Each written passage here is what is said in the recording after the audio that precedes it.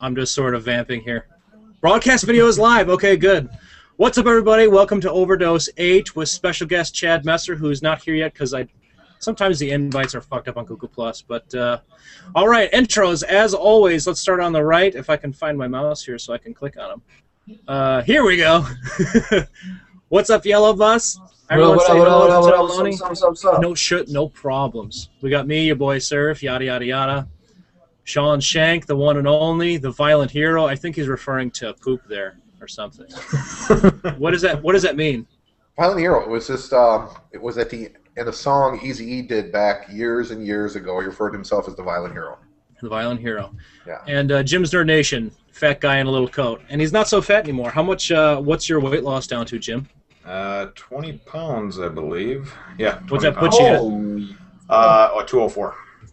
204. There was one time I lost 140 pounds. It's called my ex-wife. Oh. You guys, do you guys ever seen that movie, Mr. Deeds? It's like a really subpar Adam Sandler flick. Oh, it's one of the best.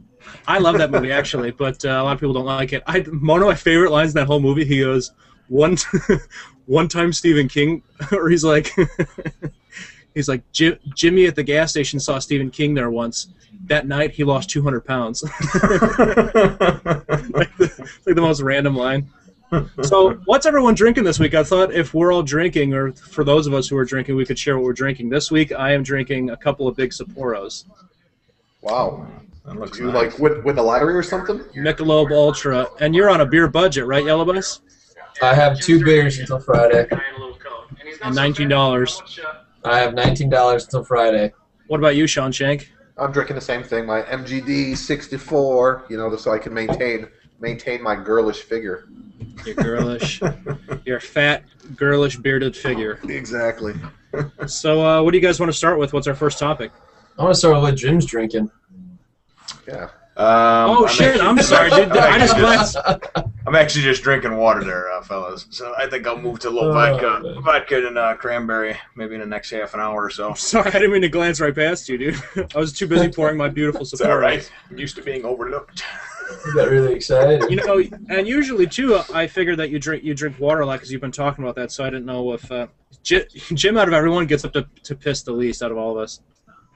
Yeah, but it's funny though too because I drink a ton of water too. Which normally, I mean, during the day I wind up pissing every half an hour, but I don't know. A lot of times I just kind of try to I try to stay on as long as I can. We talked about this before, but I never developed the camel thing. Despite they say, if you're drinking a ton of water, you eventually get used to it. At least that's what my wife says. And when we were on HCG and I was drinking 120 ounces of water a day, over the 40 days, it never got any easier. It's just like breaking the seal, while you're drinking beer. Yeah, absolutely. So, and I mean, I've had an office job and done sales type stuff for, 10, 12 years now.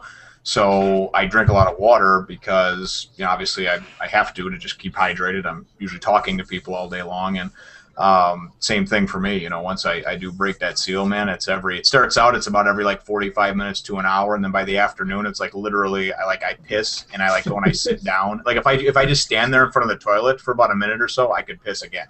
That's how bad it is. I could literally just move my desk into the bathroom after 2 p.m. You ever done that before where you're pissing and then you get done pissing but you're checking your phone or something and then it's been 30 seconds and then you let another few ounces go? Especially when you're hammered, it's great. Then you're just I might as well save a trip, So never stop. I'm telling you, I'm gonna fucking absolutely brand and market Overdose bedpans, piss pots for that we can all use on the show so we don't get up so much. Well, I'm going to start keep wearing the diapers like I do. It depends, like I do at work. It depends. Yeah. You guys need to. You guys also need to email me a good picture of yourself, like a headshot or whatever, And because I've been doing some drawing. I'm gonna sketch up some caricatures? Something for us. Yeah, I'm gonna sketch up maybe some caricatures or whatever, and throw a logo in the background. Man, we can throw it on some T-shirts or something like that. Did you see the fan one that someone did for PKA? It's on Reddit, I think. It's pretty rad, dude. It's all 4 of them, and it's just cool. I can't explain it well. Maybe I'll try and screen share it. I can't explain it. Can't explain it, baby. Okay, so what do you guys want to talk about first? Anything? Hey, why don't we talk about the storm chaser? The three storm chasers who died? Dude, that's rude as hell. So, which ones was it? Was it the main host that died? Well, he was on, I guess, the last 3 seasons of the show, and he got caught in the friggin'. You know what? If you're chasing a storm, you're asking for death. Well, Seriously. and those guys know that, dude. Those guys absolutely know that. I mean, it's just ridiculous. Oh, yeah. I mean, it's sad when anyone dies. Yeah, it is. But seriously, I mean, how many did he chase, and he got lucky?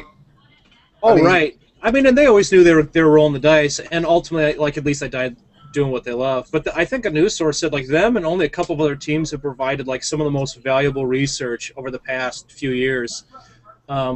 You would think, like, hey, it's spinning air. Like, we should be able to figure that out. But I guess there's just a lot of dynamic to it, from what it sounds like.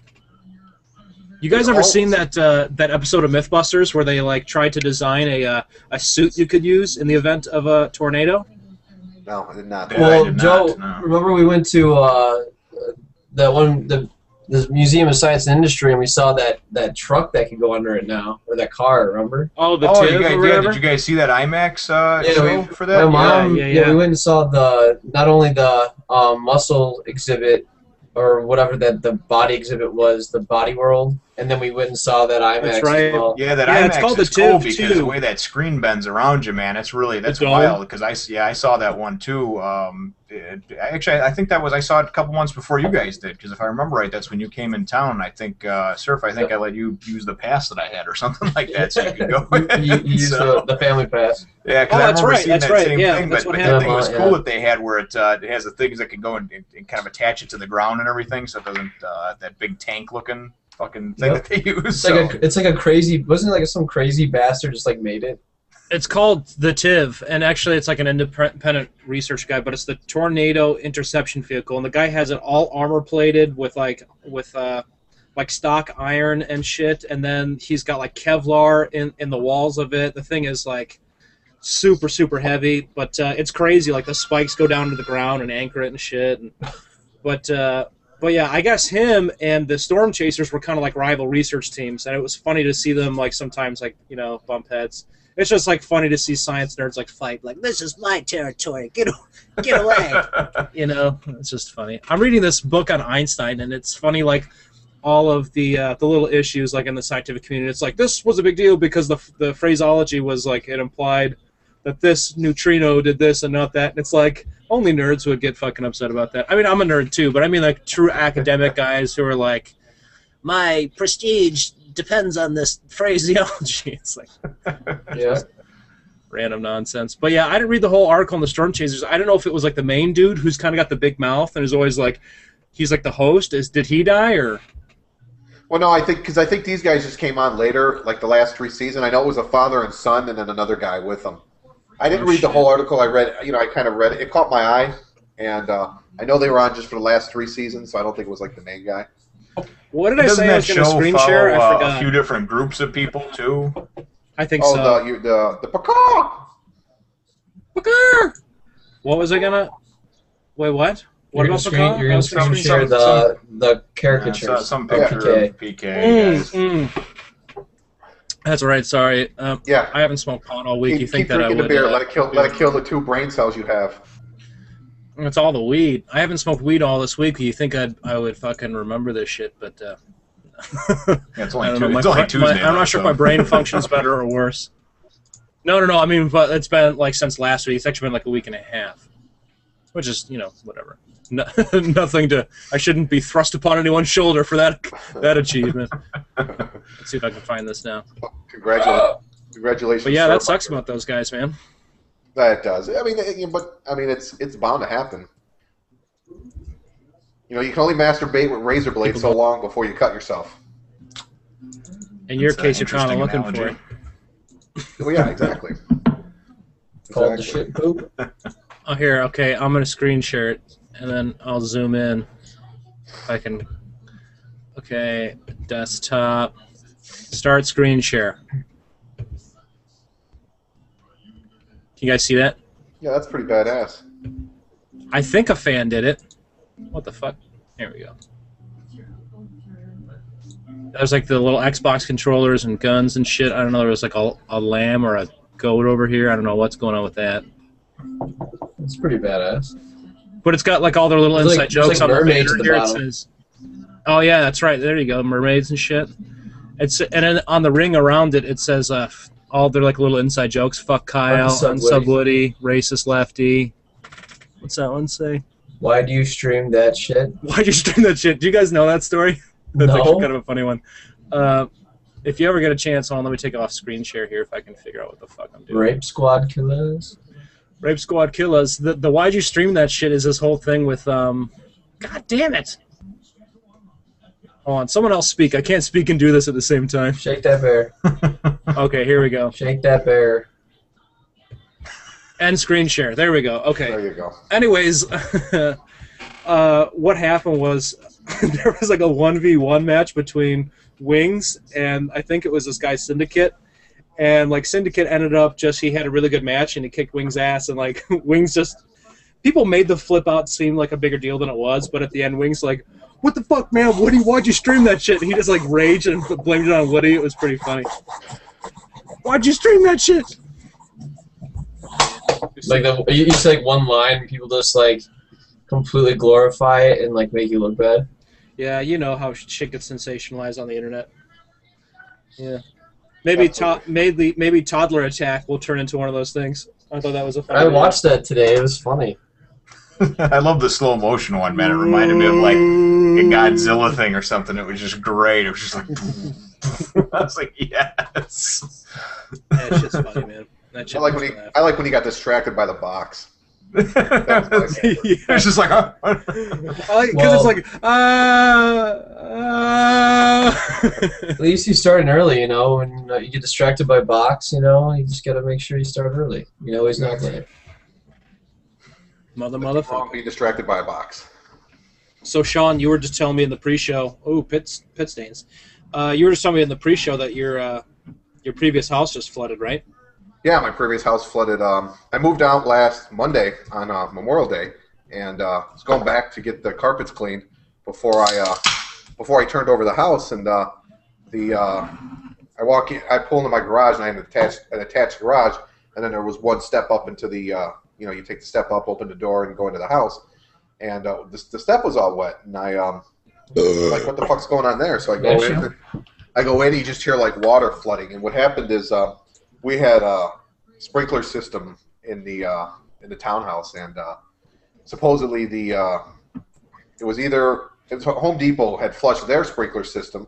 And I guess they didn't check it with the city or let anyone know. So what it did is it led into something with all of our sprinkler system where the backflow came up and flooded the whole house. So like now the hardwood flooring has to be replaced, the carpeting.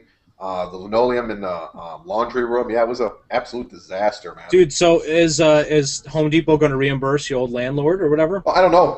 It's not my problem anymore. I'm not in charge of the house. I mean, I honestly shouldn't even have taken the whatchamacallit and cleaned it up because I was just a renter. It's not my fucking responsibility. I mean, technically, if it really is Home Depot, that's just what we heard from the people who came to clean the carpet. That's what happened, but. I don't know. It's not. It's really not my problem. It was just another shitty thing that happened on my vacation. You had the vacation from hell. Yeah, it was just fucking one thing after another after another. A staycation? Yeah, it was a staycation. Well, I mean, I took the vacation because I was moving, and I figured I knew I had stuff going on every day. I was moving on Monday. I had a sick kid the whole weekend. I moved on Monday. Tuesday, I had to go bring my car in. I had to drop like $1,300 on that. Wednesday, I went over and cleaned the house. Thursday, I was going over for the carpet cleaners, and that's when I found out it was flooded. Friday, I just drank myself into a coma. Saturday, Friday, Saturday, and Sunday, I had the kids. Got a hangover on Saturday. And then on Sunday, and then on Sunday, I found out that my ex-girlfriend got engaged. That was my whole week. That's some booty. Hey, so now you can share all those naked pics. Yes, I even have current naked pics over from recently. How'd you get what? Explain. Yeah, from like 6 months ago. Oh, what the fuck was going on 6 months ago? You guys sexing with a couple of horny teenagers? No, I just asked for some naked pics, and I got some naked pics. No shit. Yeah.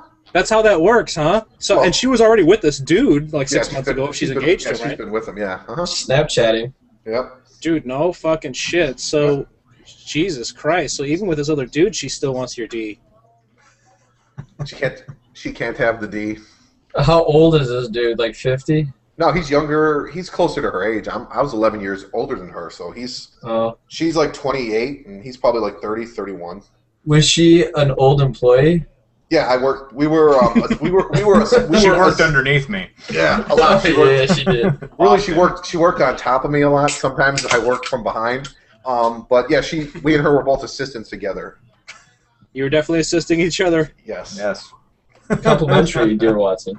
Yes. You had a lot of those happen from what I did. My ex-wife used to work for me.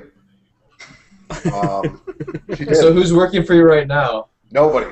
Everybody that works for me now is like 18 years old and way too fucking young. Dude, you've got like the most. It sounds like a hillbilly white trash victory story. Like my victory story with women was when I got rid of my glasses and they got contacts, and all of a sudden like I dated like 8 women that year. And it was like a big deal. Dude, your story was like I I became a manager at Walmart, and then everyone wanted to suck my dick. That's exactly what happened. Well, if you're normal, that's like above average there. Yeah, I went from 0 to hero in like 20 minutes. It was great. Dude, it's funny. The way you described it to me was like basically like suddenly getting a record deal like you're Tupac. Like all of a sudden all... Well, that's what it was. It's like I had groupies. It was like, it's like, I mean, I was like hanging out. I could hang out like a different chick. Every night. I think about Walmart. You know, I mean, I was only 20. I was only 23 at the time. And, you know, the chicks were like 18, 19 years old. It was like I could hang out. I could buy beer. I could buy alcohol. So it was easy to get them drunk. And she'd be like, Mr. Shank, could I have next Monday and Tuesday off? I suck your dick. Victory! Be like, done. Did you ever get busy in the store because you were manager and had access to all that shit? Yes, numerous times. Really? I couldn't tell you a place in Walmart that wasn't locked up that I didn't have sex in. Did you ever get any nice sexual harassment claims against you? No, I did not. I did not. Wow, so that's amazing in this day and age because now, you know, I mean, nowadays it's, you know, that's just a cool thing to do. Well, the only time it's funny. The only time I had a sexual harassment claim was from somebody I never even sexually harassed. It's like implying that you like harassed so many other people sexually. Yeah, well, no, it's like I had when I went to Racine for Office Depot. I'm sorry, for linens and things, and what it was is basically the manager that was there was upset because she thought she should be running the store, but she sucks balls, and I'm way better. So I went there. She tried to balls. Yeah, well, she probably she does, but I don't know personally. But so she like was turning people. Exactly, word on the street. So she was like turning people against me, and you know, and like human resources comes in, and they're like, you know, running down a list. Did you open the store 1 minute late this day because you were on the phone? And what? 1 minute late? Yeah. You were on the phone, and you were, you know, you 1 minute late opening the store. And did you tell this girl that you were admiring her booty? I'm like, what? Like, I don't even talk like that. I'm like, I don't even talk like that. So I ended up, that girl ended up still working there. She was pissed off because I didn't get fired because they had no proof that I did anything. And, you know, I had to kind of keep my distance away from her, and I couldn't, like, be a manager. So then there was, like, one day, it was, I think, over Memorial Day.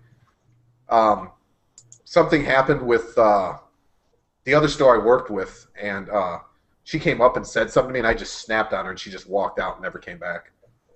Nice. She's a see you next Tuesday, by the way. I still love that phrase. Yeah. And then I have lots of, you know, retail stories when it comes to, you know, stupid customers or stupid people I worked with or bitches I dated or bitches I accidentally tripped and fell into.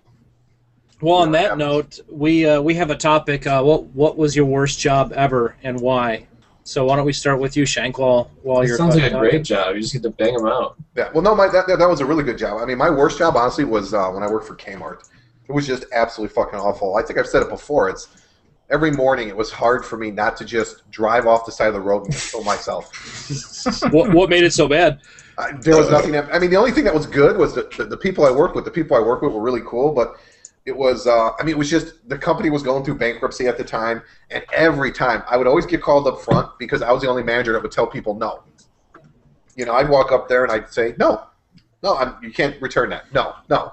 And they would always call me because they wouldn't even have a question yet. You just be walking up there saying no. I walk up there and I'm like, no, you're not getting it, no. And it's just like everybody, and it's like, that's the reason you're going out of business. I'm like, yeah, we're going out of business because I won't take your $3.99 used tampon back, you stupid bitch. I'm like, we're going out of business because we're a fucking mass retailer that's mismanaged. And that was really, it was just the worst. It was like, I just hated going there every morning. I hated waking up and going there. Honestly, I honestly wanted to kill myself. I can't stand customers like that. This is why you're going out of business. Yes, I'll be sure to notify accounting of the $3.99 shortage immediately. We'll put that in the suggestion box and bring it up to the next company meeting. Should we not go bankrupt between now and then? Thank you. That was just a big issue, and it was Sunday. I was off every Saturday and Tuesday, and I'd work every Sunday. Sunday was the beginning of ad day. Well, they had no money, so they had no ad merchandise. So every Sunday I was closing. You'd get people come in and, why don't you have Tide? Why don't you have your Colgate toothpaste? Why don't you have this that you're advertised for? That's why you're going out of business. Yes, that is why we're going out of business, because we can't pay our bills and the vendors don't want to supply the merchandise. You fucking bitch. Go to Walmart. It's fucking cheaper anyways, and they're going to be around in 10 years. Dude, it's funny when you say belt make that suggestion for Walmart. I was in your store a couple weeks ago, and I was picking up some clay for Brad, or like some Play-Doh, and I was like, Sean, which one do you recommend? And Sean goes, honestly, I recommend you go to fucking Walmart and get it for cheaper. I'm inside your own store. You should probably be trying to get your numbers up, but you suggest that I leave your store and go somewhere else. Well, it's because you're my friend, man. I'd rather you go save a couple bucks than fucking buy $9 Play-Doh that the kid's going to let dry out in 2 days. Play-Doh. Seriously, why not go to Walmart and pay 99 cents, and when it dries out, you don't feel bad. Then when you pay $9 and it's like, oh shit, Brad, you just let the fucking shit dry out. Then you're trying to pour water on it, and you're trying to fucking make it, useful again, and it's just shit. Dude, you really did grow up in the ghetto, didn't you? I did. Dude, we didn't even have Play-Doh, man. We just used old cat shit. We threw rocks. Yeah, exactly. Speaking of which, Brad was playing with dog shit the other day. Jamie and I went for a run, and he was in the stroller, and we came back. We got him out of the stroller. We're in the driveway, and we're both panting for our fucking lives. And I've got my back turned, and Jamie, I hear her just progressively getting louder and louder. And she's like, "What is that? What is that? Put down the poop!" And then Brad just he has it in his hand. He sees her. He just throws it down, starts running. That's awesome. Awesome. Yeah. That was a whole washing hands extravaganza. Between that and him just protesting and pissing in the middle of the floor a couple of times, like you explained. Dude, he did that again last night. Really? That's awesome. That'd be 3 times, wouldn't it? That I'm aware of. 3 times. 3 times. Wow. It's like the fucking dog. This time we were waiting for the bath. Yeah, it is. It really is. We were waiting for the bath to get done, and I just taken his diaper off, and I don't know if it's the free air around his shoe or what, but I see him looking down for a second, and then he picked his foot up and kind of slipped. I was like, what the fuck? And I looked down, he's got the big puddle of piss. I turned my head for 2 seconds. Piss? Yeah, he almost fell down on his ass, slipping on his own piss. But awesome. I don't know. It's just funny. But Jim, what about you? What was your worst job and why? I've had several. I have, honestly. Working in our family's business was probably the worst overall, just for obvious reasons, because you don't realize how much angst and hatred can go on amongst family members, and you think, my God, it's like I want to kill you, but I'm not supposed to because I'm also related to you and I love you and it's legal, but. No, the worst one I think that I had, which was also the shortest, is our other brother, who's in Afghanistan right now, and he needed a job, and I was looking for a secondary part-time thing in the evenings, so I know which one this is. I wound up finding an ad in the paper for like a phone sales thing, setting appointments for a Kirby vacuum salesman to come by and give a free demonstration or whatever. So anyway, I walk in. So Jordan doesn't even come with for the interview. The interview consists of me going in and talking with the guy, and he likes me, after a few minutes, and he's like, "Oh yeah, that's fine." And I said, my brother was, and he goes, "That's fine. He can start too. Come on in tonight. It's 5 to 8:30. Blah blah blah." Well, we both smoked cigarettes at the time, and anyway, you walk in at 5 o'clock, right? And there's like 20 basically like high school kids sitting around in there, and there's one person that's like the manager, and he's like 19. And everybody has photocopied pages out of a phone book, out of a fucking Yellow Pages, right? And you're sitting there calling, and I have bad eyesight, so looking at the phone book, numbers is a pain in the ass to begin with. But anyway, you're calling up these people, and here's the deal: you wind up getting, I don't know, $5. You get a minimum wage, and then you get $5 extra for every appointment you set, every person you con into letting you come by and give a demonstration for this Kirby vacuum cleaner. And the manager, the 19-year-old, has to get on the phone and verify, that it's a legit appointment. It's not just your buddy that's, that you called up that's doing it for you. Because here's the real payoff. If you get an appointment booked, you get to stop and smoke a cigarette, right? Like right in the place, too, which now is like frowned upon. You can't even smoke near a building, let alone in a building. And this room is like 20 by 20, right? And I mean, there's got to be like 18 to 20 people in there. So imagine when, a bunch of people are hitting it and getting appointments, man, and it's a fucking smoke cloud, man. I mean, it looks like a bar. Anyway, we lasted until the first break, we lasted from 5 o'clock to about 6:45, 7 o'clock. We walked outside to have a cigarette. I turned and looked at my brother, and I said, "So what do you think?" And he says, "You want to go, don't you?" And I said, "I wanted to go as soon as I got here." I said, "You're the one that needed the job. I already have a full-time job during the day, And he says, "Yeah, let's fucking go, man. I hate this, So we left. We never even called him to see if we were going to get paid for the couple hours we were there. Didn't care, so that was the extent of it. Kirby vacuum cleaners. So. You know what's funny is you mentioned that smoke in that little room. When I worked at Walmart, they had a smoking lounge.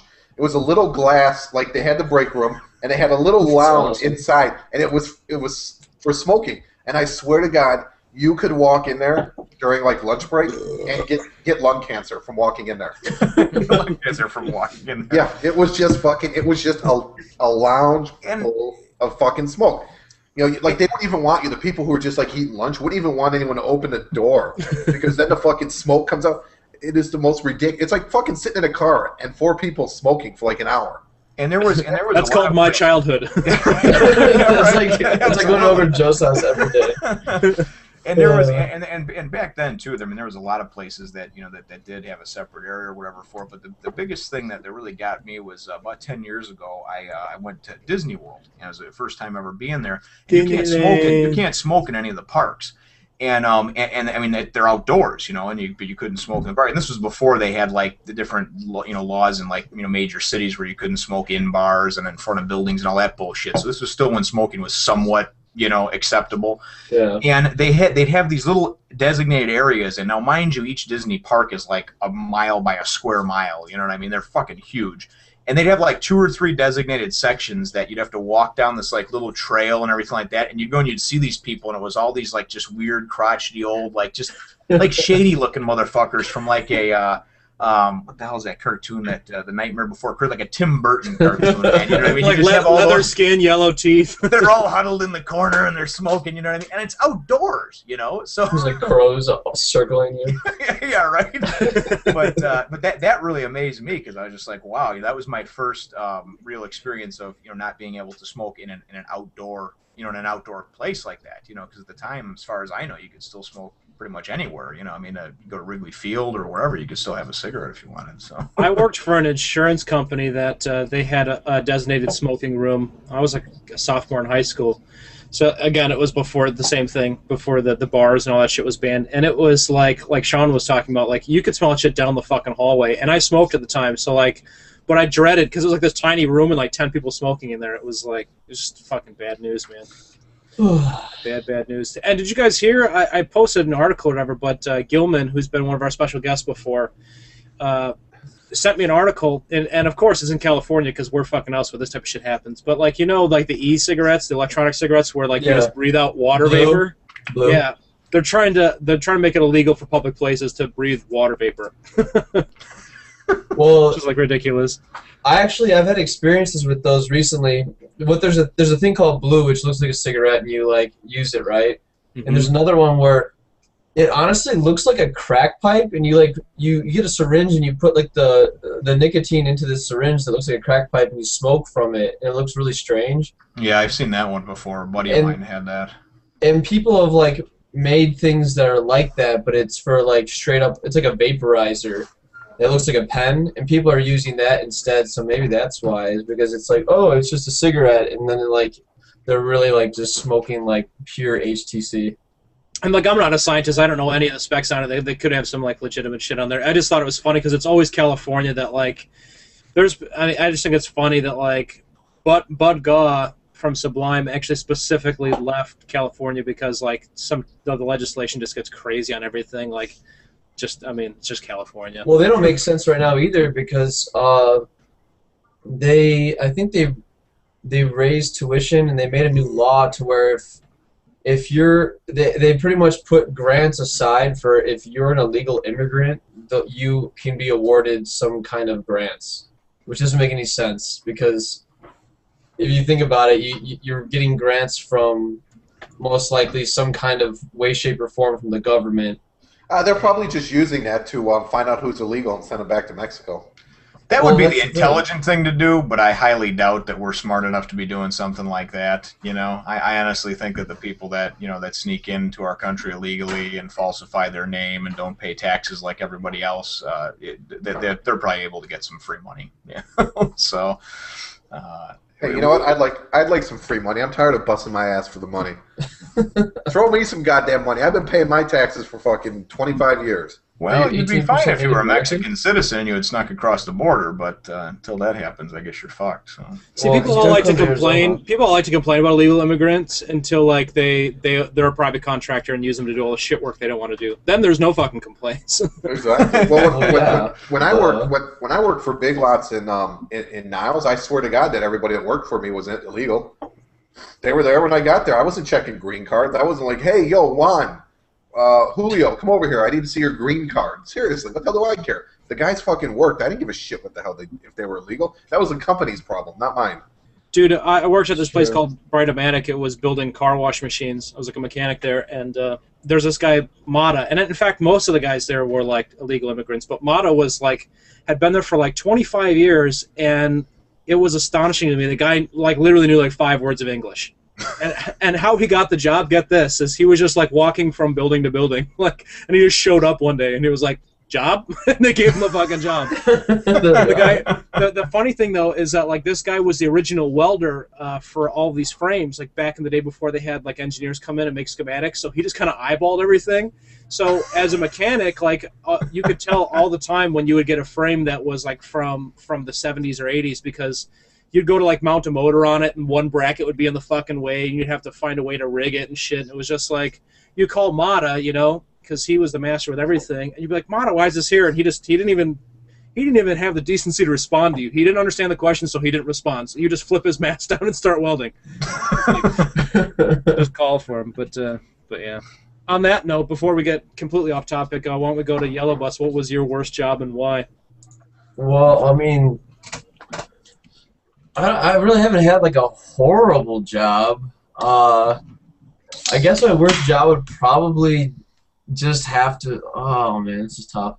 See, I was thinking about the whole time, and then like I heard all of your jobs. And I'm like, I don't even know if this is appropriate even to bring up a job because like, really haven't had a job that's truly that sucky. Do you have any funny or shitty stories from when you were a lifeguard?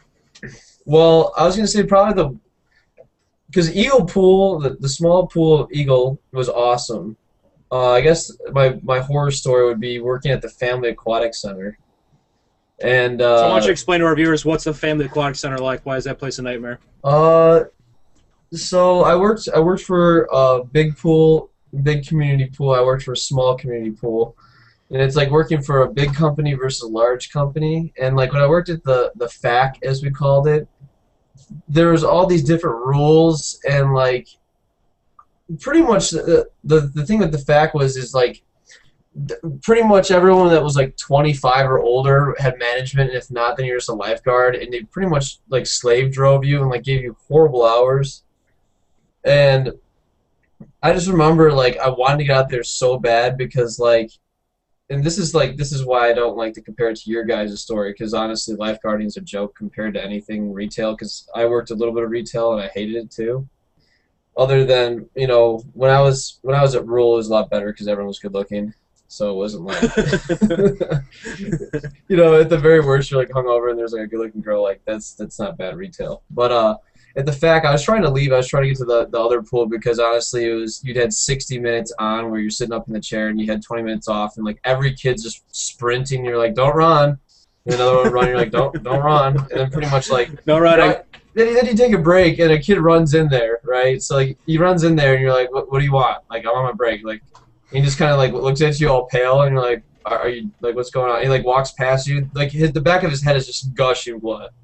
You're like, I'm doing nothing at this place. I want to get out of here. So finally, I'm about to leave, right? So I finally got the transfer to Eagle. But I guess some kid was like stealing money out of the lockers in the locker room in the employee lounge. And everyone, like, I wasn't a swimmer. I wasn't like a water polo player. I only did it because Peter Roth wanted to and I needed a job, right? So I was kind of like the outcast, I guess, or one of the outcasts. I wasn't in the in crowd at the pool. But as I was trying to switch pools, this kid was like, I don't know who did it, but they were stealing like a lot of money from other people. Like I guess like $200 to $300 went missing on 3 different occasions total. And as I transferred, there like all of a sudden all the robbery stopped. So people just assumed that I was the one like stealing all the shit. And I'm finally like scot free. But then like all these kids from Frem who don't know me were like, "Dude, you fucking stole my money. Like you stole you stole so and so's $20. You stole my $80. You stole his $100." I'm like, no. You guys are all wrong. I just want to get out of this shithole because I fucking hate it. Like. The fact that I'm getting paid as much as someone else that's falling asleep in the chair and so I'm written up multiple times for doing that, and I have to still do this, and like kids are like bleeding by the face every day no matter what I do. The Eagle Pool, if you've ever been there, is like so chill. Like the only time I'm ever worried is honestly, this is gonna sound bad, but on Father's Day because people get them for free and some people don't know how to swim and their fathers aren't there. So I have to say.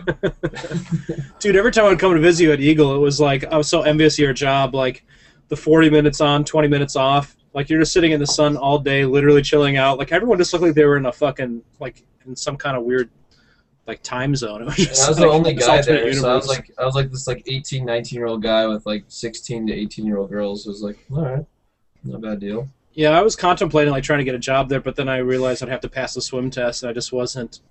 It's not that I'm a bad swimmer. I just didn't.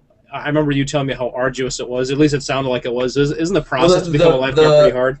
Yeah, it was not that bad, but I mean, when I moved, it got a lot easier because like when you did your in-services and you had to do like an 800 meter instead of like doing it versus like people that are like trying to make state, you like do it versus like girls that aren't very good at swimming. So I look like an all-star.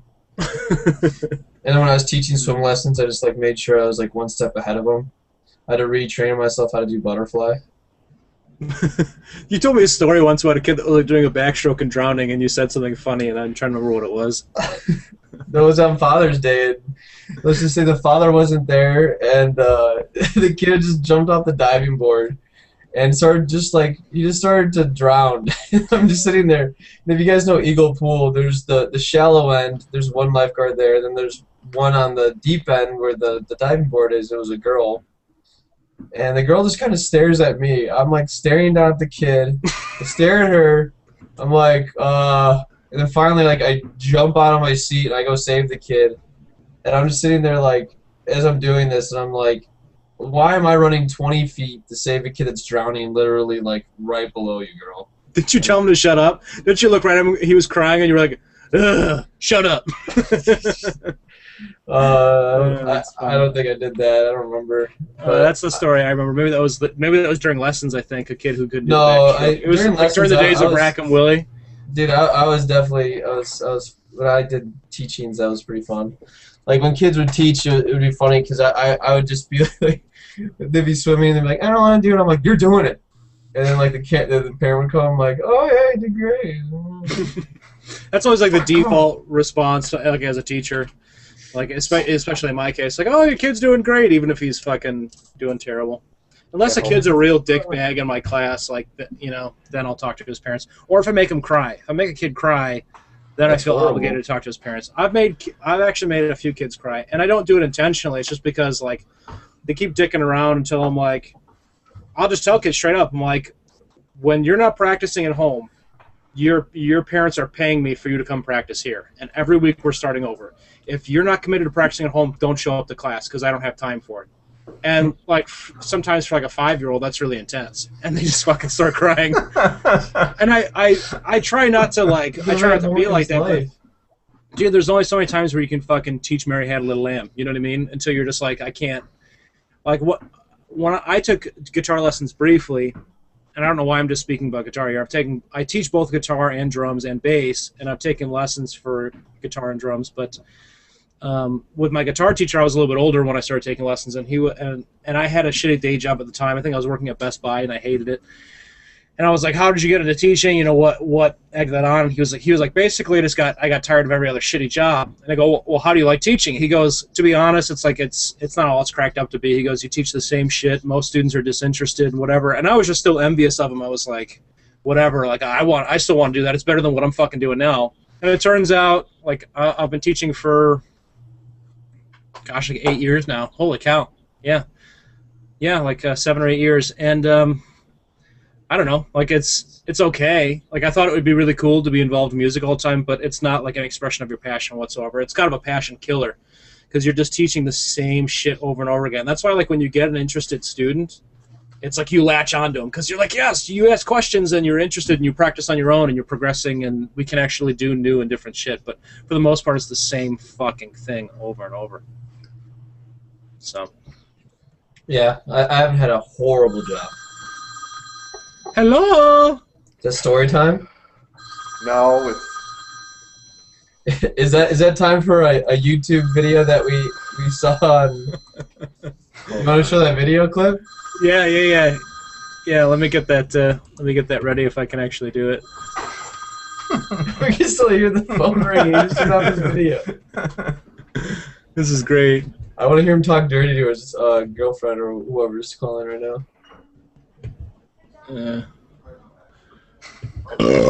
See my dick, hey bitch. We need to have Brian do that creepy. You remember when Brian used to get drunk and then it was that Whisper song was really hot, and he would just. I just remember him coming out of the bathroom one time at when we were down by the Tom's Lake House, and he just goes, "Wait till you see my dick, hey bitch." Oh yeah, Brian, really? Like, did you really just say that right now? That's why we used to always call him Loose Cannon because he's just all over the fucking map. Oh man, dude, I can't find the video clip. Is it not on John's wall anymore or no? Oh, you know what? Tom changed his privacy settings. Let me see. You should. Oh no, it's not on Tom's either. They really hide it. That's so unprofessional. bastards. Let me go see if I can get it off of this thing. Yeah, if you can, let me know, and then you can screen share it. Yeah, that would be sweet because it's kind of funny. It is pretty funny. I enjoyed it. If not, we should actually do a call where like people can hear him talking. We can ask him. Like, I'll give a little background to the story. So, and actually, I'm gonna do a video called "My Friend Tom." I think it's not on here, dude. Dude, fuck that noise. Well, here's the story. Well, actually, Yellow Bus, you might be more suited to tell it. All I know is that essentially Tommy got involved with a tranny on a train. Well, he was very inebriated. Can you call Tom and tell him to change the settings, and I can kind of give a backstory? Yeah, go ahead. Give a backstory.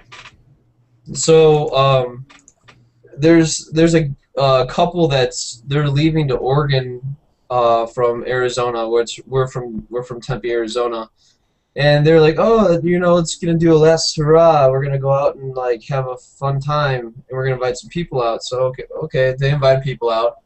We went and we went to this bar. We went to another bar, and it's this bar called Moonshine. And it's a pretty cool like country bar, and Tom being kind of like he's just I wouldn't call him an alcoholic, but he does really transforms.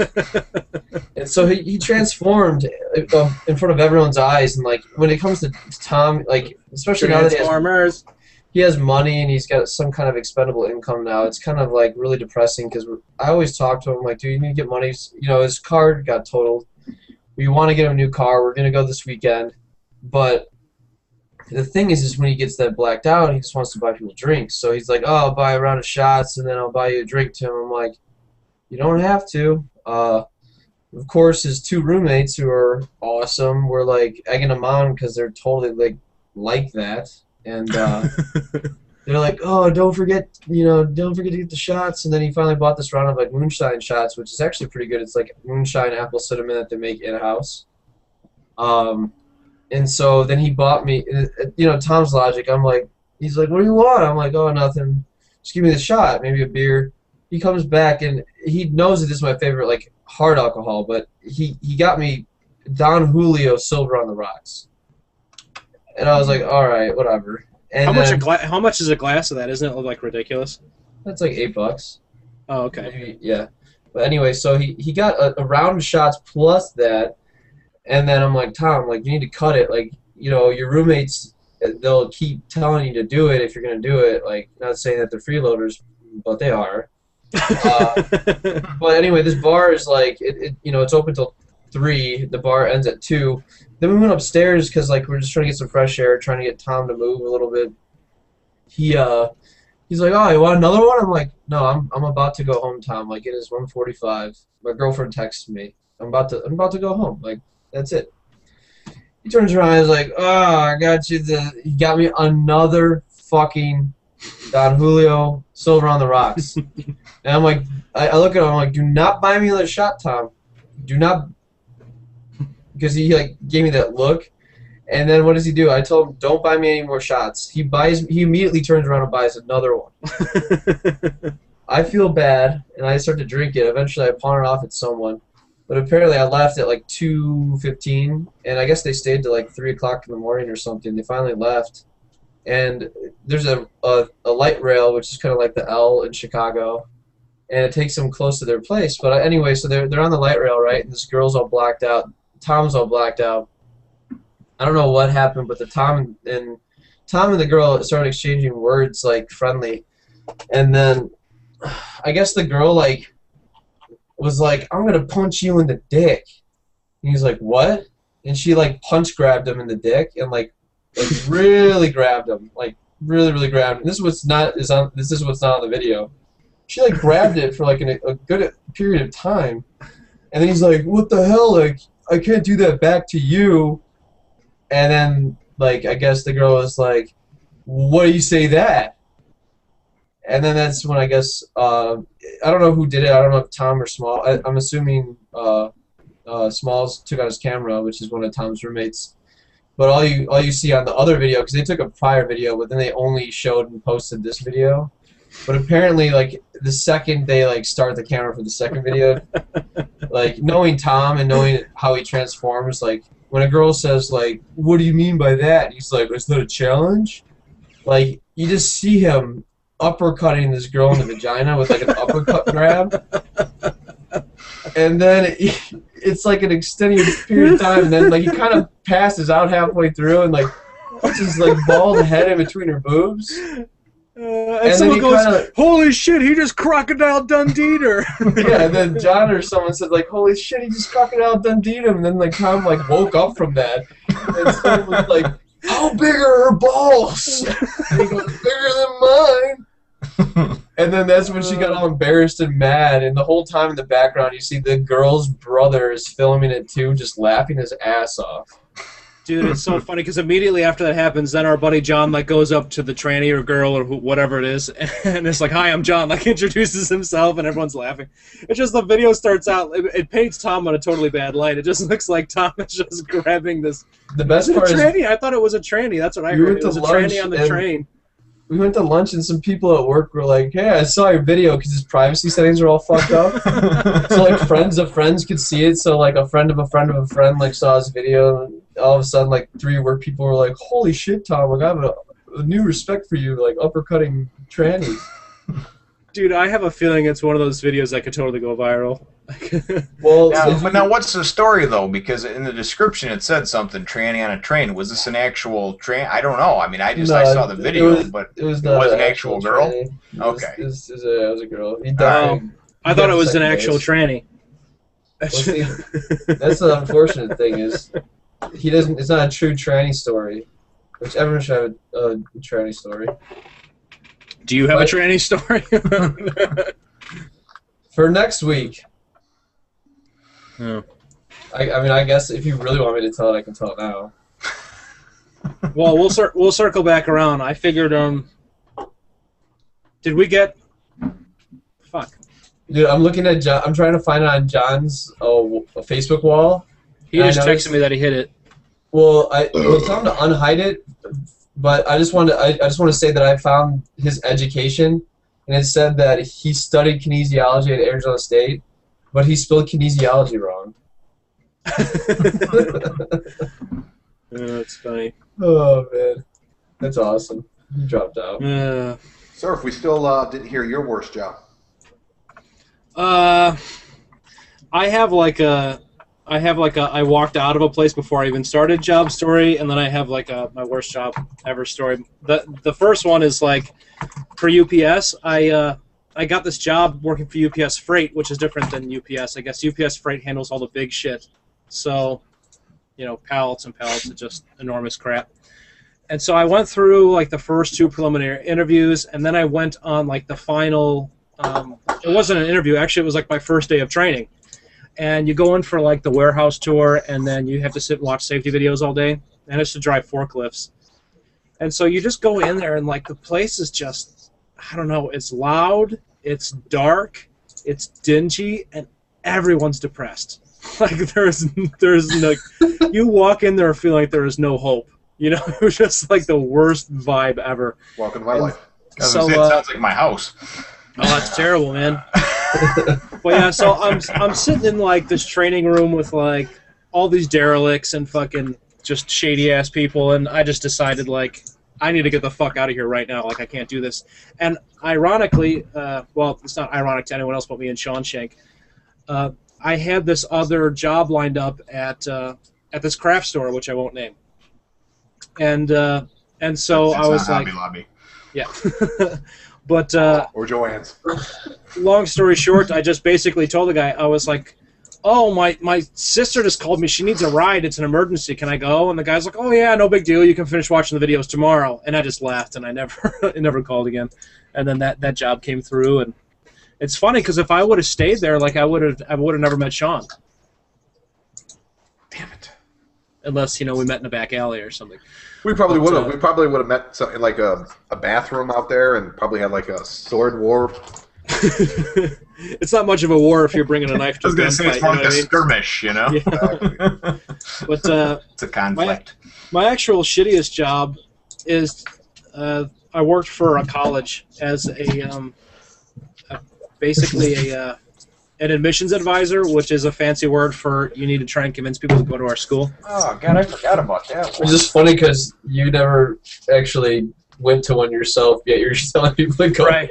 Yeah, I was 18. I hadn't even gone to college yet. I'm advising people like their career paths for the rest of their lives.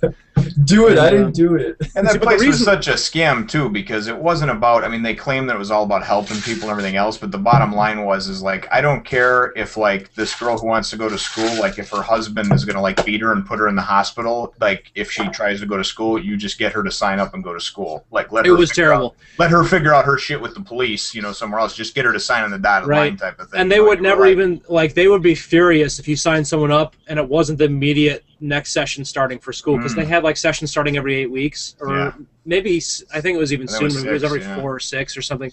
And so if someone wanted to start like 2 months out and shit, they were just, because basically all they wanted you to do was to close the deal. And the thing that I didn't like is they preached all these morals and ethics up front, but they were really just a sales company. They just wanted to make sales. And the thing that bothered me about it is, like, okay, I was 18, I was making almost $40,000 a year. So I was making $18.75, $20 an hour, something like that. So it was killer in terms of the money, but I just felt soulless there. Like, that's all it comes down to. Plus, I'm not an office guy. I thought that I would be because I'm by nature, I'm pretty lazy. So I thought that, hey, like sitting at a desk all day, that would be great for me. Turns out I can't do that. Like, it was terrible. I became a clock watcher, and I didn't like dealing with assholes on the phone. But yeah, I just got really depressed being there because, shit would happen like at work where there was this one nun at a missionary, and I got her to like set up with school and everything, got her through the FAFSA, and like I basically just rushed her ass through the door, and she didn't really have time to think about it. Well, by the time everything was said and done, she realized that, you know, the computer she had been using to fill out the application, all stuff, wasn't adequate for all the stuff she needed to do to be in these online classrooms, and she just wasn't tech savvy enough, and she wanted to back out of it. Well, the problem is after you sign for these loans and shit, there's like a clause in there that you can't immediately repay it, or there's like some astronomical fine. It's like 10% of the loan or something. So, you know, you do the math. When you're taking out a loan for some people sign up for 2 or 4 years of school at $20,000 to $35,000 a year, depending on what program you go with. 10% is a fucking huge number. You know, it's just a way for for them to basically insure themselves as loaners. So, like, to know that, like, here's, like, this little old lady that she thought this was a good opportunity, and I fucked her up for years. You know what I mean? Like, just because I pushed her through the door. Like, for me, I can't do that type of shit. Like, sales for me in general just doesn't jive with me, because I'm not all about getting in through the back door. Like, what you see is what you get. I can't be anything other than what I am, and so you don't like anal? I love anal. Especially back door, though.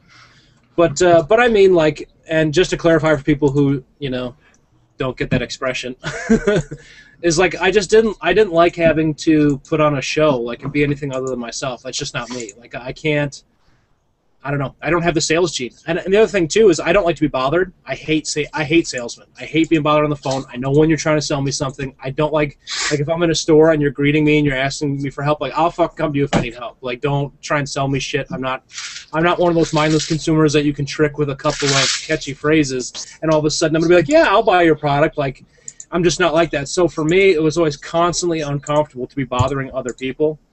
So that job sent me into like a depression for a couple of years, actually. Like, it was kind of bad. It was a bad deal. But yeah, so that's my story. I made a second attempt at sales with Jim when I heard about Brad, and I left that job after like 2 weeks because I was just like, it felt the same way that it felt at CTU. And that company was even more shady because they were openly like, they have like 10 acronyms, like 3-letter acronyms, GPA, IPA, this and that. And when you'd ask them what the acronym was, they're like, oh, it doesn't mean anything. Like, what? Like, what kind of business are you? Like, they're like, yeah, it's just, you know. And basically, I think, and Jim, you could probably explain this better, but I think it was just because they were doing a lot of shady shit, and they needed a lot of pseudonyms to basically dodge the law. That's what it sounded like. You know what it is it's a company that does management consulting, and anyone who doesn't know what that is, it's basically telling, and it was geared towards small and mid-sized business. Large businesses have teams of in-house consultants, or they hire consultancy firms, you know, and they basically, it's people from an objective third party that can tell you what the fuck you're doing wrong and how to fix it in your business. Yeah. Ultimately, though, the way that you went about it was a very fast-talking kind of, you know, talk people into letting somebody in their door. Then that person is just a better salesman that tells them all the things they have wrong, and then they send in a better salesman to come in and do a business analysis that basically says, you're fucking this up, you're screwing that up. It's going to cost X amount of dollars to fix it. And it's one of those things where most people sign the dotted line. They don't follow through with the entire project, whether it be 20 or 40 grand or whatever, and then they have a bad taste in their mouth because they feel like they got taken for a ride. But it's like anything, man. If you go to take a course, for instance, for, you know, some kind of arts program, but you only go for 8 weeks out of the 16, don't expect to know what you should for the 16 weeks and then blame the art course because of that. So what happened is over the course of the years, they had a lot of people that said whatever they needed to get in the door, so that was against them. And they had a lot of people that, you know, business owners that felt like they had been burned because they got talked into something that maybe they weren't ready for, didn't have the money for, you know. So then they did, yeah, they had different divisions, and they had, you know, they wound up changing the name of the company a couple of times because it had become such a bad taste in people's mouths, you know. So over the 15 or 20 years or whatever they had been in business, so it was it was definitely interesting. Yeah, I've never gotten any place that has an emphasis on sales. I've just never gotten a good vibe from, and I think it's because, like, they in a sideways way are like, we're going to tell you that you shouldn't lie, but we're not going to say anything if you fucking lie through your fucking teeth. Man, yeah, it is. And you're absolutely right, because I've done it for years, and I fucking hate it, man. And that's usually why I don't last for a long time in any of them, because as soon as the lipstick comes off the pig. And by that I mean, you know, you come in there and it's like, this is a great company, and oh, they actually seem like they got morals and everything. And as soon as it's, whether it's 3 months, 6 months, a year down the road, I find out all the backdoor shit that we're doing, the gray area stuff that we're doing to fuck people over, if I don't believe in it, I can't do it anymore. And then I wind up just tanking the position or leaving, one of the two. Dude. So, yeah, like I hate that about that. And it's like I was talking to someone, actually, Tim. I think I was talking to your aunt about it at one of our many infant breakfasts at Grammys. And oh yeah, Grandma D.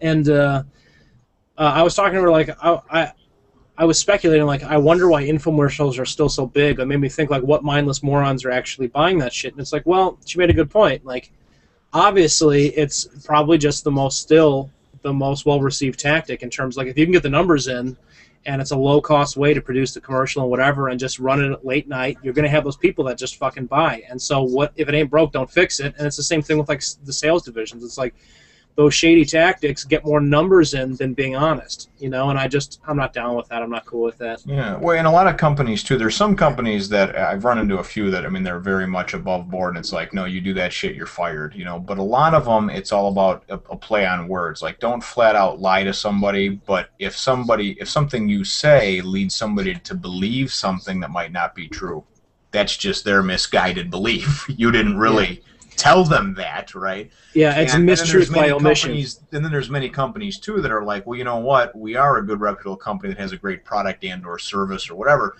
Get them in the door, and then ultimately it doesn't matter how you get them in the door because they're going to see that we're a good company that backs what we say we do or provides a good product, that sort of thing, So, but either way, usually the tactics are a little bit shady, So. At least if you want to be successful, they're shady. So. Yeah, motherfucker.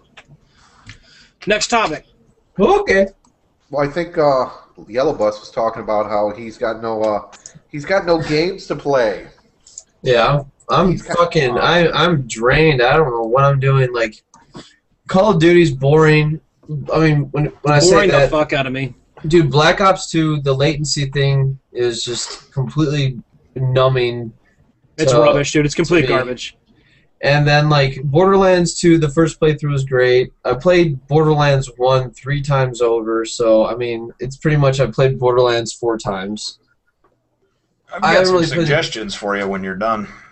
But, I mean, Halo was fun, but I really don't know what to do right now. Like, I'm not interested in anything. I've played the Walking Dead mini-series thing on PC. I played StarCraft for a while, and nothing really works for me right now. I'm in a funk.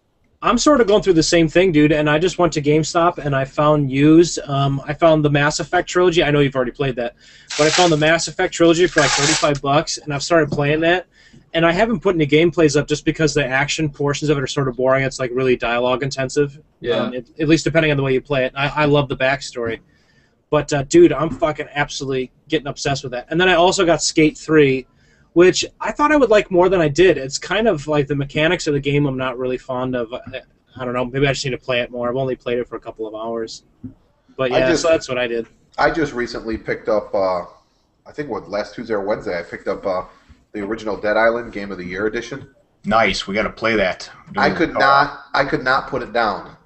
That was going to be one of my suggestions, too, because anytime I actually have 2 copies of that game, because I had picked one up, Surf and I were going to play it last year with my oldest son, and you can't play split-screen co-op. Right. So I picked up an extra copy because it was like $15 or something at the Game of the Year edition at Best Buy for like a Black Friday sale or some shit like that. But that's a great game. So is the sequel. A lot of fun. I mean, you can pick up the first one for, what, $15, $20? I mean, it's not expensive, so... And just the main story, you're talking like probably about 30 to 40 hours of gameplay. You want to do side quests and everything, I'd probably say you're up there, Borderlands, type 60, 70, 80 hours, Yeah.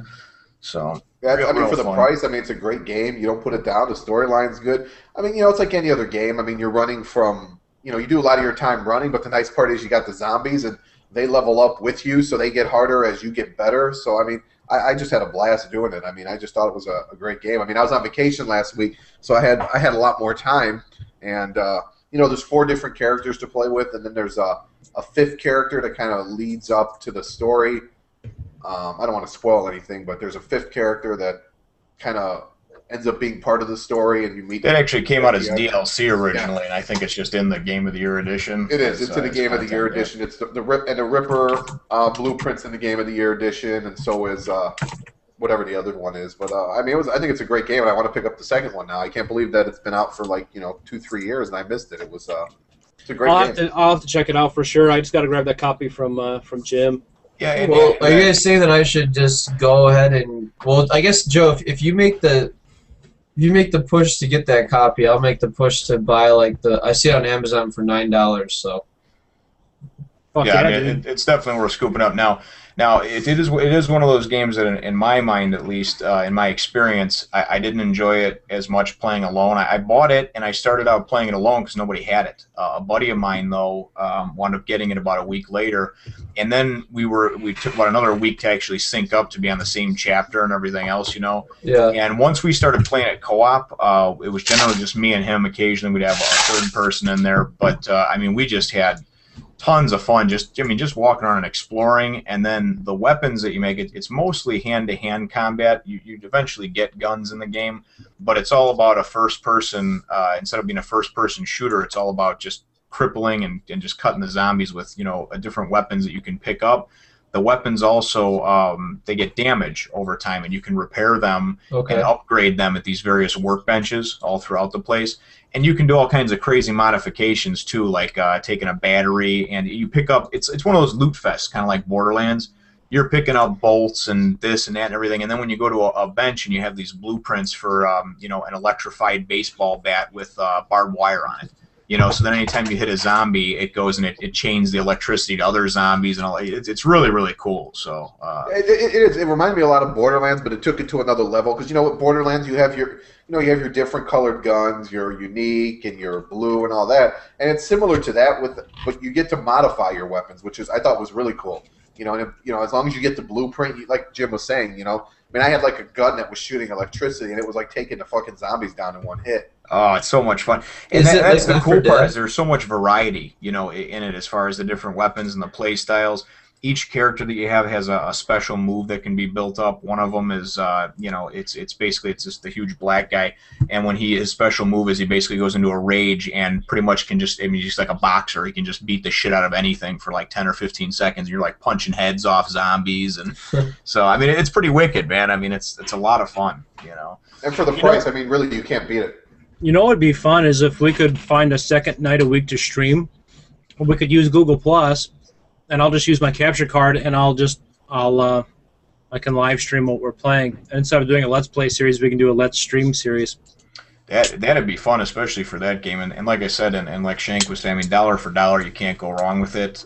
It really is a ton of fun. Sir, if you'd enjoy it too, just because the whole idea is you're on this tropical resort island, and the first area that you're actually in the resort, and I mean, it's cool. I mean, you can just spend hours exploring all the different huts and little cabanas and shit out by the beaches and the pools and everything like that. I mean, it's just ton of fun, man, and just one of those things with a lot of replayability and everything's randomized too, just like Borderlands. So you may open up a chest and get some kind of legendary weapon that, the other person goes and opens up and he gets just a regular baseball bat or whatever, and you get some kind of fucking, magical axe or whatever, or sickle that you can throw at guys. So there's some really neat stuff in it. And like I said, dollar for dollar, man, you get a lot of hours. And what also is awesome about it is you walk around like I have a sickle. I walk around, I cut the zombie's head off, I cut his arm off, I cut his legs off. Yeah, I mean, that's great. I mean, it's just it takes it to a new level. And for like $10 to $20, man. I mean, think about it. Let's say you beat the game in 20 hours,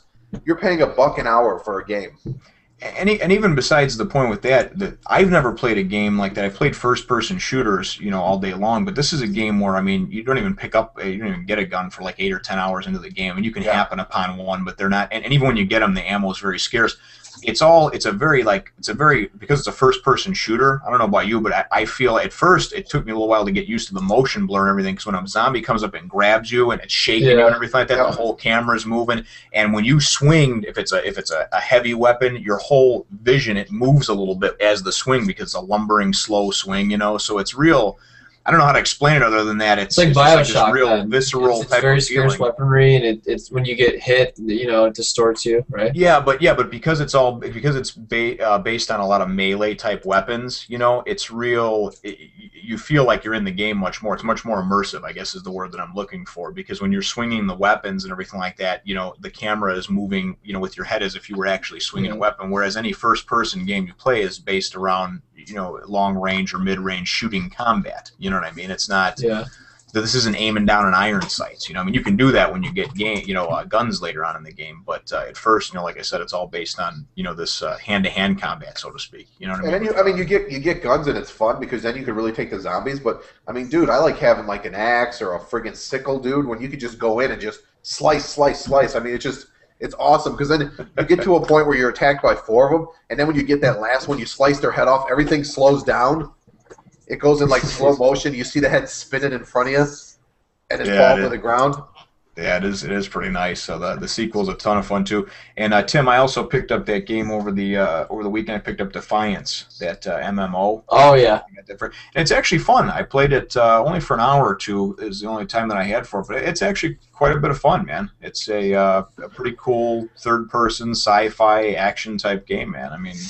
I watched the TV show, and I watched the first 3 episodes. I think they're like 5 or 6 episodes in, and I really like the TV show, but I never got the game. I still want to try out Metro, the new Metro sequel, which is that one is like great. Yeah. Russian shooter. The first one I liked, and it was really underground. But I mean, I've been away. I've been prioritizing like my work and we had a wedding too, so I was gone for 4 days there. But I just when I grab the games that I have, I'm just like I don't have any interest right now. Like I was in Borderlands last night for 2 hours, and like at no point was I like really immersed in the storyline again. You know what's really fun about Borderlands right now? The only part that's kind of fun, but I mean you have to pay $10 is playing as the new as Krieg.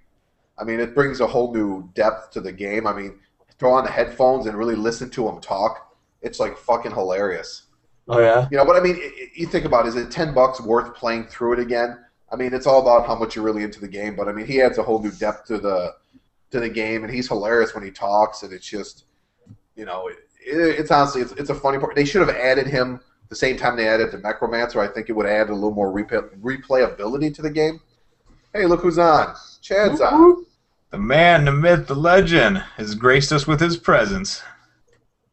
All right. But like I was saying, it's if they would have brought him out, 6 months, maybe a couple months after the game came out, I think it would have caught fire a little more. It's just sad they waited so long, and it's because they're trying to build up the replayability of the game. The game's been out since September. And, well, the funny part about that is that came out, and I actually picked it up shortly after it came out, but just got real busy with some things, and didn't have anybody at the time to play. And that's a co-op based game to play with, and I kept telling my son I was gonna play some split screen with him. He wanted to play it with my other son, and they played through it, and he kept telling me how great it was. I bought the season pass and everything. I think I played for a couple hours. I'm like level 9, level 11, whatever, because I played by myself, but I didn't really get into it because I didn't have any co-op partners for it. And it's actually kind of cool because now there's like 3 or 4 DLCs out for it. I have the extra character. I've downloaded everything, and now I have another buddy who's actually scooping it up this week. So I'm gonna me and him, and then I'm gonna play split screen with my son because he's off for summer break as of tomorrow or after tomorrow. So we're gonna fire it up. So it's gonna be kind of cool because normally the game comes out and then like you said they wait and they release stuff months later, the DLC. I find that not as much fun to go back to once I'm done with it and I've moved on. Whereas now I'm going to play, and I'm going to play into the DLCs as they were, you know what I mean, as I go through the main story. Well, hopefully the good part is you're still into it because their 4th and final DLC is coming out the 25th of June. So that supposedly doesn't even take place within the game, though. No, it's supposed to be a whole separate game. It is, and it's supposed to be just as big as General Knox from the first game if you played the first game. So. They were saying that it's actually is it like kind of like a separate mini game or what is it? No, it's like a Dungeons and Dragons kind of thing. It's like a separate game, and you're like your Tiny Tina is like leading you through like the missions and stuff, and the missions change like randomly. Like she'll change something, and like a gatekeeper turn into Tord from one of the DLCs, or she'll randomly change stuff throughout the game. Because I watched about the first 18 minutes of gameplay on IGN last week, and it looks really good. I mean, it's just sad that it's 9 months after the launch of the game that they're releasing the 4th DLC. Well, it's to say that there shouldn't even be 4 DLCs. There should be like maybe 1. They should just have a game that's complete. Yeah, exactly. You know what though? I gotta say that at least when I saw what I've seen from Gearbox so far with Borderlands 1, hands down, they make the best DLC content. I've bought it for many other games just because of achievements or because I felt like, oh, this is going to be good. And most of the time the DLC after the fact is garbage. A lot of times it's a character or it's a portion of the game that they knew they could remove without it affecting the game to the main story too bad. Shit like that, and a lot of times you play it and they didn't do anything for it. Even the Mass Effect games, I went back and played the DLC for a lot of them and didn't really enjoy it. Maybe because I was past the game or whatever the case was, but Gearbox though, you definitely get your money's worth. Well, Gearbox did a great job with the first one. These first 3 DLCs they released were kind of, to me, were lackluster. This new one that's coming out looks like it's going to be really good, especially the last DLC that they released, the Sir Hammerlock's big game hunt. I think you could play through the whole DLC in less than 2 hours. Okay. I mean, when you compare it to the first one, when you had the zombie island of Dr. Zed, and you had they were all great. I loved all of those. The General DLCs. Knox, the Claptrap. Dude, yeah. I mean, they were all really good DLC. I played Borderlands 3 times in a row. Yeah, and there was long playthrough, and I think now that they realize that with the first 3 they didn't really give it full focus, and this 4th one looks like it's going to be really good. I wonder if going to future next-gen consoles and stuff, because there's so much talk about it in the community about like DLCs being bullshit, because as we've all speculated, well, not speculated, but talked about before, like it's confirmed fact that they're shipping out games that are incomplete and half-assed, and they're basically taking the last 15 or 20% that should be included in the original title and making it into DLC. I wonder if the industry is going to respond to that with next-gen consoles, or if it's going to take a little longer. Probably. I mean, they have to. I mean, you really have to. I mean, I don't mind buying a good game. Like, I don't mind the money I invested in Borderlands, and I played the DLC, and I mean, for the $60 I paid for the game and the hours I put in, I mean, it was well worth it. I know, like, I only spent $20 on the Dead Island, and I'll probably play through with probably 3 out of the 4 characters. I've already played through with 1, and I'll get my hours work, my money's worth out of it. So and the DLC for the Dead Island was already included in the Game of the Year edition, so I paid nothing extra. I paid $20, and I got everything in it, so I don't feel bad.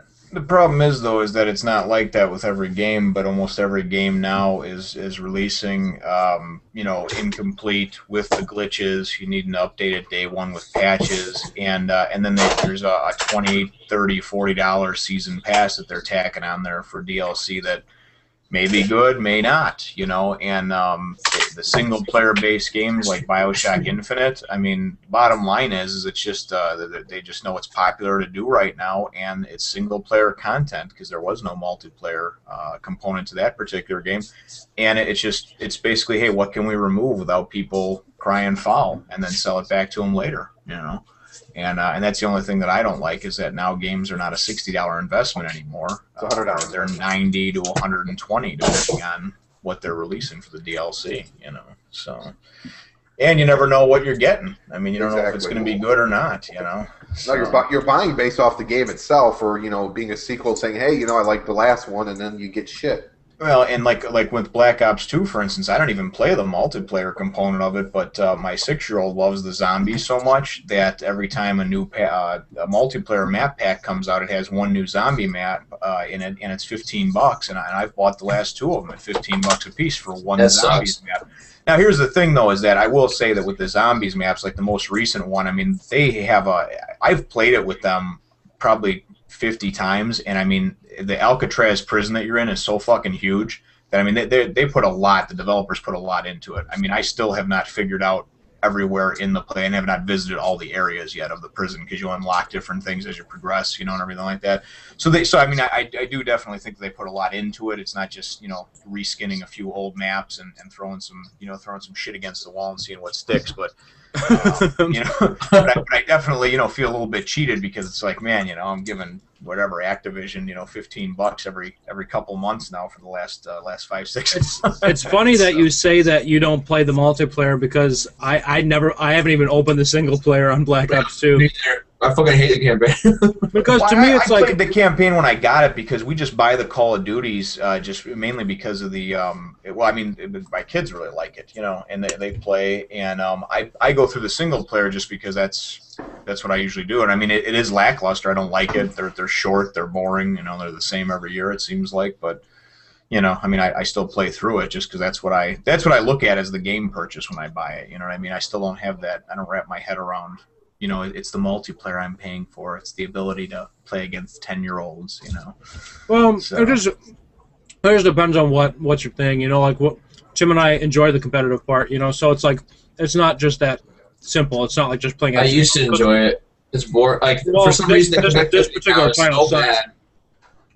Right. That's because of the latency issues. But it just depends what you're into. I wouldn't knock multiplayer. It's really a good experience if you're into the competitive thing, but to me that's why the campaign sucks, because like the whole 2 shots and your enemy's dead thing just isn't cool in campaign, and it is boring. It's the same shit. Well, here's the thing too. They try to make this fresh new game. They make a game called Black Ops. Black Ops means to me you're some kind of like very, very well trained soldier that when it's Black Ops, that means that you're secretive. You're not even supposed to be on the radar. Totally. Multiplayer, at the beginning of the match, it goes, fuck, your cover's blown. Just fucking go shoot them. Like, you'd think they would, like, change the dynamic of the multiplayer and be like, all right, you need to be sneaky, you need to be clever, and you need to, like, strategize. You don't just need to, like, have the host and then be able to headshot someone and make a cheesy class, Like, yeah, but you got to think about it. They're not gonna reinvent the wheel on that. I mean, Treyarch to begin with. Treyarch was originally hired anyway, and they were the redheaded stepchild. Okay, they were hired because Infinity Ward said, you know what, we can't put out a game every fucking year, and Activision said, I don't care, we are gonna put out a game every year. We own the fucking name. So they went and they got Treyarch, who wasn't doing anything at the time, except for they had made, I think, Spider-Man 2 back on the Xbox. And they said, can you guys go and basically take their engine and build us some type of shooter, and we can slap a name Call of Duty on it. And they did. They started with Call of Duty 3, and it wasn't very good. It wasn't very well received. They tried doing a bunch of new crazy shit in multiplayer, and everybody hated it. And then 4 came out by Infinity Ward. And they were already working, and Treyarch was already hired to work on the 5th one, World at War. And the only thing that saved them was that they came up with the whole zombies idea.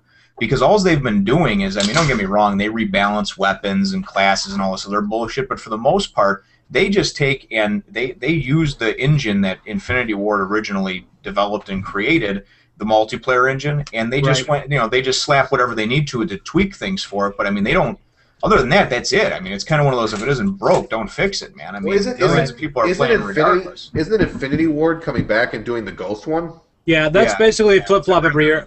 How I kind of look at it is like Infinity Ward does all the innovations because they're the developers really with the eye for this thing, since I think it's sort of their baby, it's their franchise. But what's cool is that Treyarch comes back through it and makes a second pass and basically refines what the big idea was from the last title and makes it better. Like Black Ops 2, to me, like every Call of Duty's gotten better in my opinion. Like Black Ops 2 is better than Modern Warfare 3, aside from the latency thing. That really, really kills it.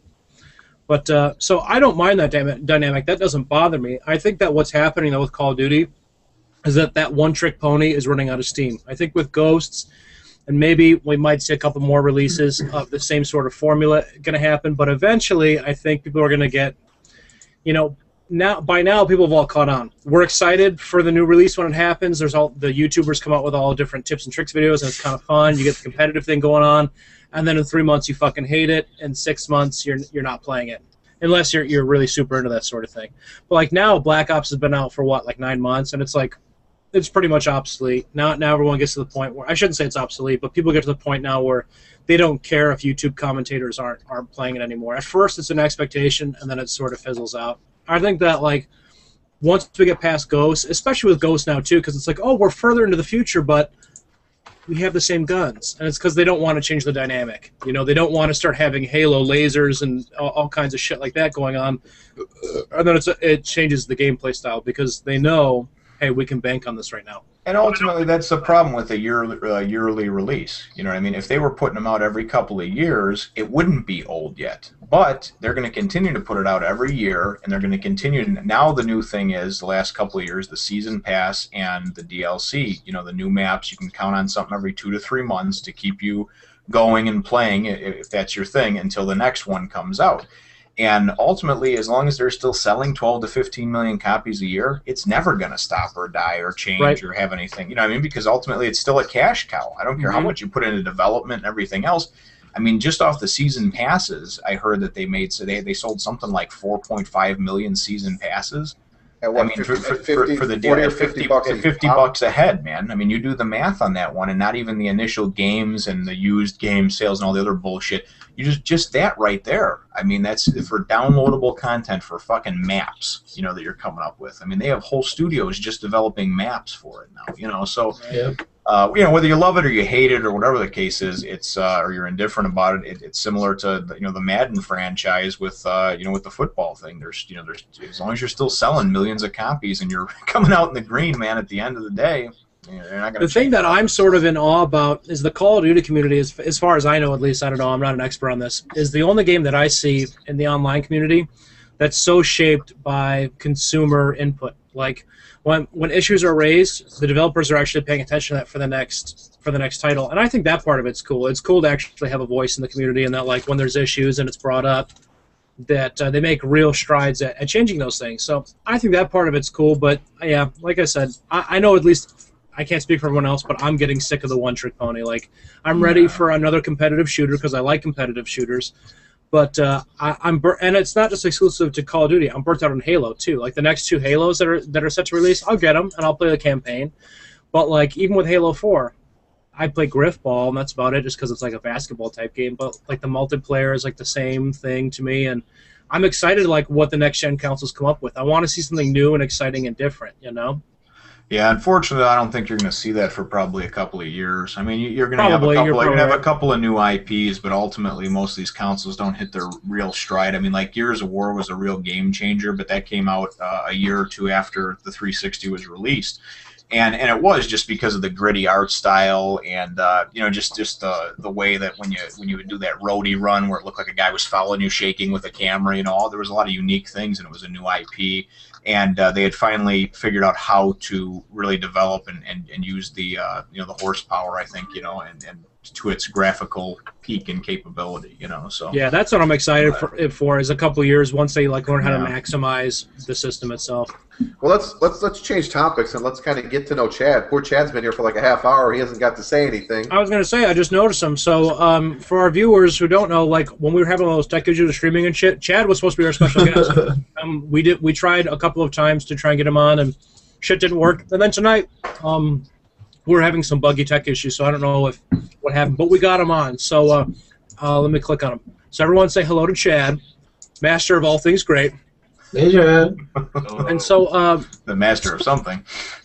So Jim, you know Chad real well. How did you guys come to suck each other's dicks? Well, that's a story for another time and maybe another show. But at any rate, though, because my wife may be watching now. At any rate, though, we had when I got on Xbox Live about 5-6 years ago, whenever Halo 3 came out, I had there was like a Xbox Live 1 month or 1 week free trial, and I happened to sign up, get my gamer tag, and the first game I played was Halo 3, and at the end of it was talking, and Chad actually happened to be on my team. And he's a nice fella from down south, and he says a lot of expletives and very comical things to people on our team as well as the other team. So we naturally got along well because I'm fairly sarcastic as well. And but I didn't even know how to send a friend request or anything like that. So we wound up talking in the lobby for a couple minutes afterwards, and then he goes and he goes, wait, hold on a second. He goes, we jumped out and got into a lobby or a waiting lobby, and he goes, I'm gonna call up this fag that I know and see if he can get it. Or no, he goes, I'm gonna call up my little buddy. He's a little homo, a little flamer, but I'm gonna get him on. And it turns out this kid that we knew, he actually just sounds like he may play for the other team, but he actually come to find out that he's had a girlfriend for a few years, and he just talks like that. But so he gets this guy in there, and he goes, don't worry about it though. We both suck, but this guy, he's a ringer. He is a ringer, Jim. And it turns out he was one of those kids that played Halo 3, and he'd carry the team, and have 37 kills and 1 death, but. So at any rate, though, over the years, we played a lot of Gears of War games, Halo, all that type of stuff. And tummy sticks. So and then actually we had, after about 5-6 years of knowing each other, he came out here and visited for the weekend with a buddy of his, and he was somewhere in Cleveland, I think, somewhere in Ohio, doing a job for his for his work or whatever, and came out here for the weekend to the Chicagoland area, and we got to go out and have a couple of drinks and actually meet each other face to face. So what do you do, Chad? What's your profession? I am an operations / project / IT manager for a document management company, based out of Austin, Texas, but located in Fort Worth, Texas. Just our primary core business is just scanning documents, digitizing stuff, putting everything into document management systems. So that's what do you find that interesting, or do you want to kill yourself? I've been doing it for almost 6 years. It's interesting. It's always a little something different depending on the project, and it's not too bad. It's just a lot of paper. I'm going to assume that since you're from Texas, you're a big Miami Heat fan, or hoping the Heat take out the Spurs in this series, right? Maybe. I'm not even gonna lie. I don't even. Basketball is my least favorite sport, and I do not follow it at all. What's your favorite sport? What's your favorite color? What's your middle name? Favorite sport, college football. Favorite color, blue, and my middle name is Dean. Like the milk? Or James? Yes. James, yes, that is correct. I don't know where those 3 questions came from. I just, They were good. They were off the top of the head. They were good. Yeah. They were good questions, man. What can I say? Yeah, it's a little bit different than, your daughter being raped or, I don't know, whatever the hell last time. Oh, yeah, I forgot about that one. The question we asked him 3 different times when we were trying to What did I say? we were trying to go Would live. you rather have a top of a mermaid or a bottom of a mermaid? No, it was something about a daughter or something, right? Wasn't it? Oh, Would you the rather question was, be a virgin? Right? No, it was, would you rather, wait, what was Or it? have no friends or be a slut. Yeah. We asked him that like 10 times, and we realized we weren't going to get the fuck on air that day. Yeah. Yeah, and you did your rage thing about the Hallmark holidays 2 or 3 times. That was yeah, that was that quite shit, fun. That got old, man. I got tired of raging about Hallmark. I mean, you know what's funny? Was that last week when you did the rage thing? Yeah. Our response was all like, "Yep," because we've all heard it so many times. That wasn't new and fresh anymore. It was like the 4th time I did it. Dude, it's so hard to bring the same energy to the same thing you've heard over and over. Yeah, no, it absolutely is, though, because there was a few things that we had talked about, prior to being on air or whatever the case is. And then when you go to explain it again, it just loses some of its luster. It's just not quite as fun and interesting. So. Yeah, that's why sometimes it's better. Go ahead. I wonder why it isn't like that with masturbating. Like, how come that never loses its luster? Oh man, I fucking love that shit. It's that release at the end when you can paint your name on the wall. Seriously. Wow. Dude, Jesus, I don't know about you, but a lot of times immediately after I'm done, all I want to do is just get away from whatever I was just doing. Like, you're like, do you ever get that feeling where you're just like, after the orgasm, like reality just comes screaming back? No, with me, it's like, okay, I just finished with Asian, now I'm going to go to Mexican. Wow. And then I just switched channels. I mean, it's simple as Spin that. the wheel. Exactly. 2 for Tuesdays Do over it there. again. So. Yeah, I'm the same way though, man. It's like right after that's over, it's just like, all right, man, I'm done and just utterly disinterested. So. I really just like to do it when I'm hungover. It feels great afterwards. I feel like I can finally sleep after that. I'm not all like dizzy and shit. getting the evil. It gives out. me a headache if I'm really hungover. Like I sweat profusely when I'm hungover. You know, does that ever happen to you guys where you're just like you're so depleted of enzymes and nutrients or whatever that like the sweating is just over the top, and then I've got a bad headache. Oh man. When I'm hungover, I just want to fucking sleep. I don't want to sit here and touch myself. I'll do that when the hangover's gone. When I think about you, I touch my What's kind of funny is what me and Chrissy have done in the past. If we don't eat at night, we'll wake up like at 9:30 in the fucking morning. Let's say we go to bed at 3. We wake up at 9:30 in the morning, and we'll be at fucking Chipotle at like 9:50. Like everyone's like getting to work, and like, what the fuck's wrong with these people? We're like clawing like zombies at the window or the door, and I'll get like big ass burrito, extra everything, fucking just kill it with a Coke.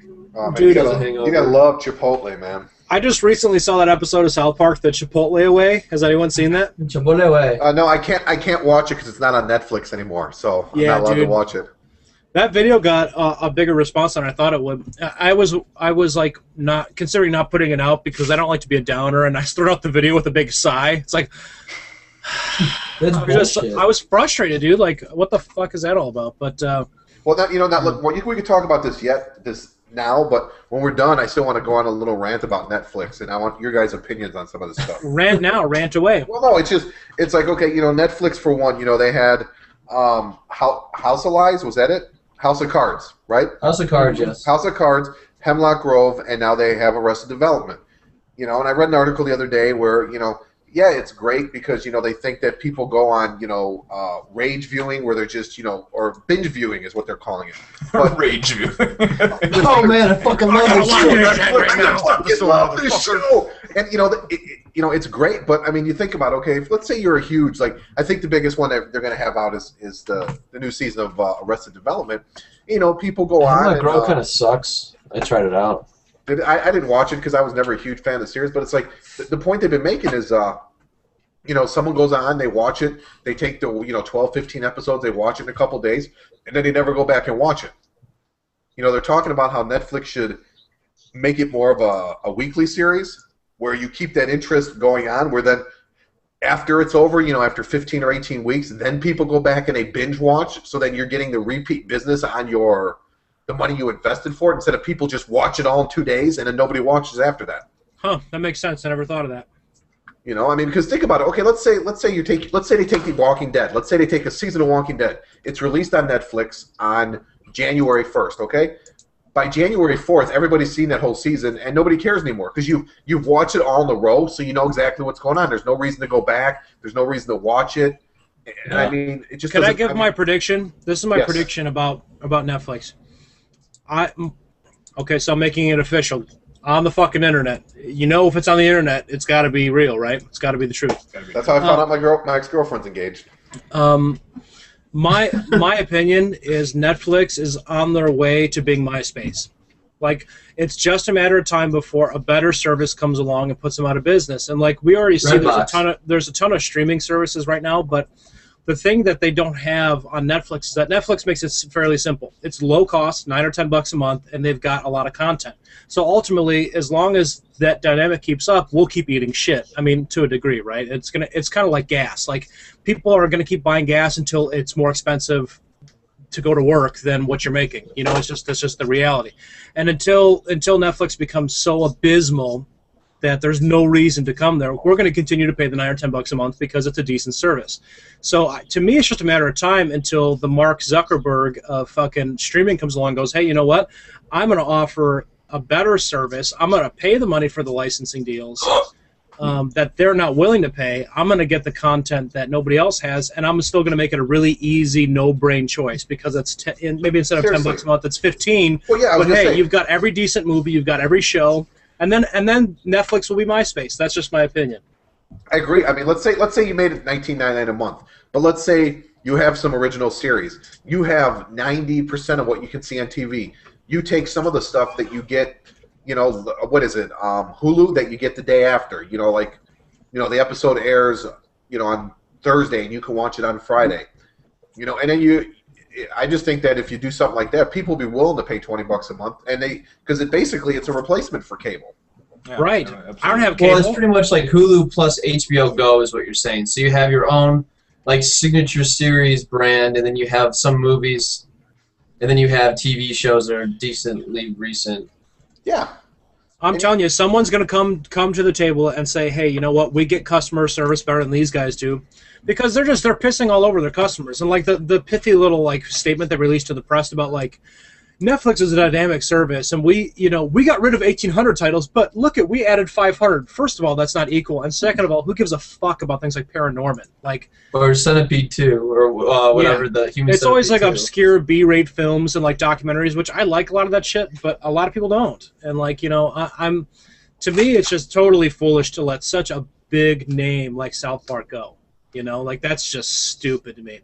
See, the thing about it, though, is that, and I'm going to play the devil's advocate on this one because I'm new to Netflix.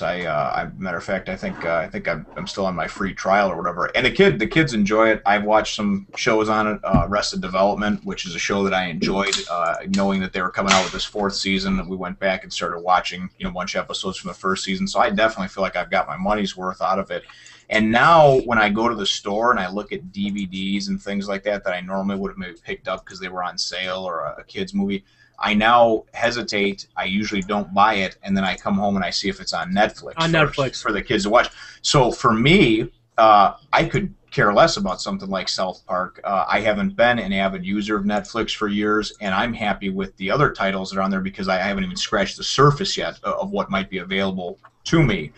But I can see your point and many others as well that have been longtime subscribers kind of feeling like, hey, we're getting fucked over here.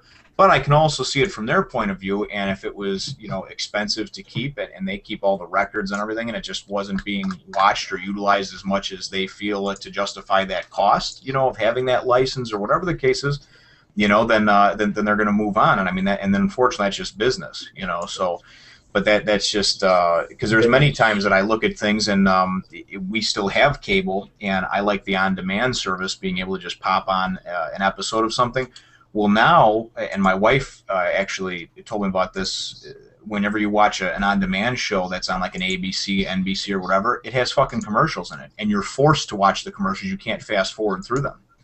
What kind of bullshit is that? I'm now paying for cable, and it's actually better if I go and record that no-name show or whatever it is, that talent competition that my wife watches, and then I can play it back on the DVR because I can fast forward through that. But if she forgets to record an episode and wants to watch it on the on-demand service, she still has to go and watch the 2-hour program with commercials. You know why they do that, Jim? It's bullshit. Well, no, you want to know why they do that? Because if you DVR it, they still get credit. If you DVR and watch it within a certain time, they still get credit towards their ratings. If you're watching on demand, that doesn't count towards their ratings, and their ratings is what demands. It's what drives, necessitates. Yes, what drives the advertisement and how much they can charge. The advertisement revenue and how much they can charge for it. But see, from what I had heard when DVR boxes were becoming popular 8-10 years ago, the Nielsen ratings or whatever did not account for DVR boxes. So if they weren't being watched live, that those weren't being counted. Now obviously that's been changed since then. If you say that they get credit if it's watched within a certain amount of time. It has to be like I think within 24 hours or 48 hours. But I don't know the exact. But they still shouldn't get credit, period, because who really doesn't fast forward through the commercials on the DVR unless you got to get up to take a piss and then you let it run. You know what I mean? Or if you're like me and you're so fucking high you forget that it's on DVR. Yeah, it happens to me all the time where I'm like, and Jimmy's like, "Honey, fast forward," and I'm like, "Sorry." I totally forget.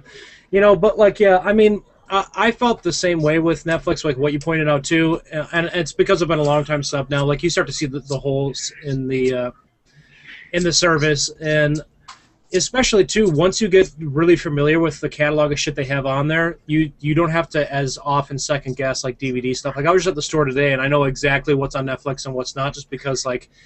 It's actually, after you're on it for a while, like to me, like the selection's a lot more narrow than we think. I think it's because there's so much fluff, there's so much filler, that we're like, oh, there's a lot of shit, but there's in terms of like stuff that you'd buy on DVD, there's really not a lot of that stuff. No, but the point you made is there's a lot of shit on there.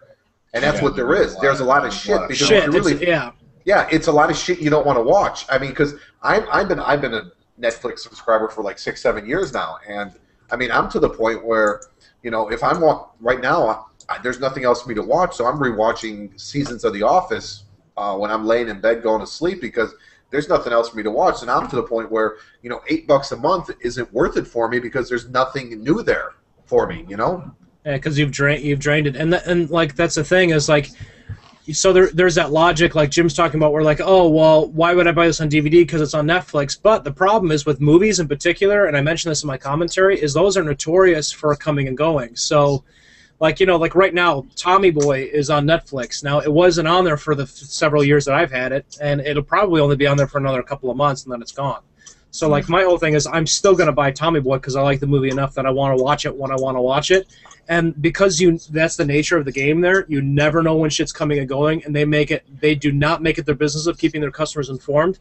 It's sort of like a crapshoot. You're like, shit, I like this movie enough that I'd like to get it on DVD, but it's on Netflix right now, but it's probably going to be gone from Netflix in a little bit. I don't like the way they do their business. I feel like, you know, Go ahead. my whole thing is like I you know, Jim mentioned like, you know, that's business, whatever, but to me the other half of business and the businesses that really excel are the ones that put such a heavy emphasis on customer service, and like the customers demand that, hey, if it's here today, it should be there tomorrow.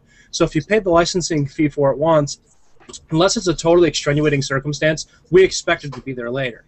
And what they're trying to do is change that expectation and calling it a dynamic service, which is just, you know, corporate jargon for we're too cheap to pay the licensing agreement that went up by $3 million. You know, or they're too lazy to read, just even to get it back. You know, they just don't care because they have you know, they have someone doing contracts and the person probably, you know, expired, and he's like, well, fuck, I don't really want to go get that contract right now. And they've got all the sales gimmicks. They've got the 1 month free and shit, and then most people, after 1 month, you're hooked, and you go, oh, $8? Yeah, I'll pay $8. And again, that's their trick, you know, is that like because it's low enough and they can still afford that, they'll do it. But with inflation and licensing and whatever else, and so because it's something I signed up for, it's now going to be more. I won't unsubscribe until it's inconvenient to actually watch Netflix at this point, because the $7.95 a month is not noticeable enough from my bank account that I'm ever gonna really care about it. Right. Unless it ever gets to the point where 5-6 years down the road it's stale and there's not things to watch, you know.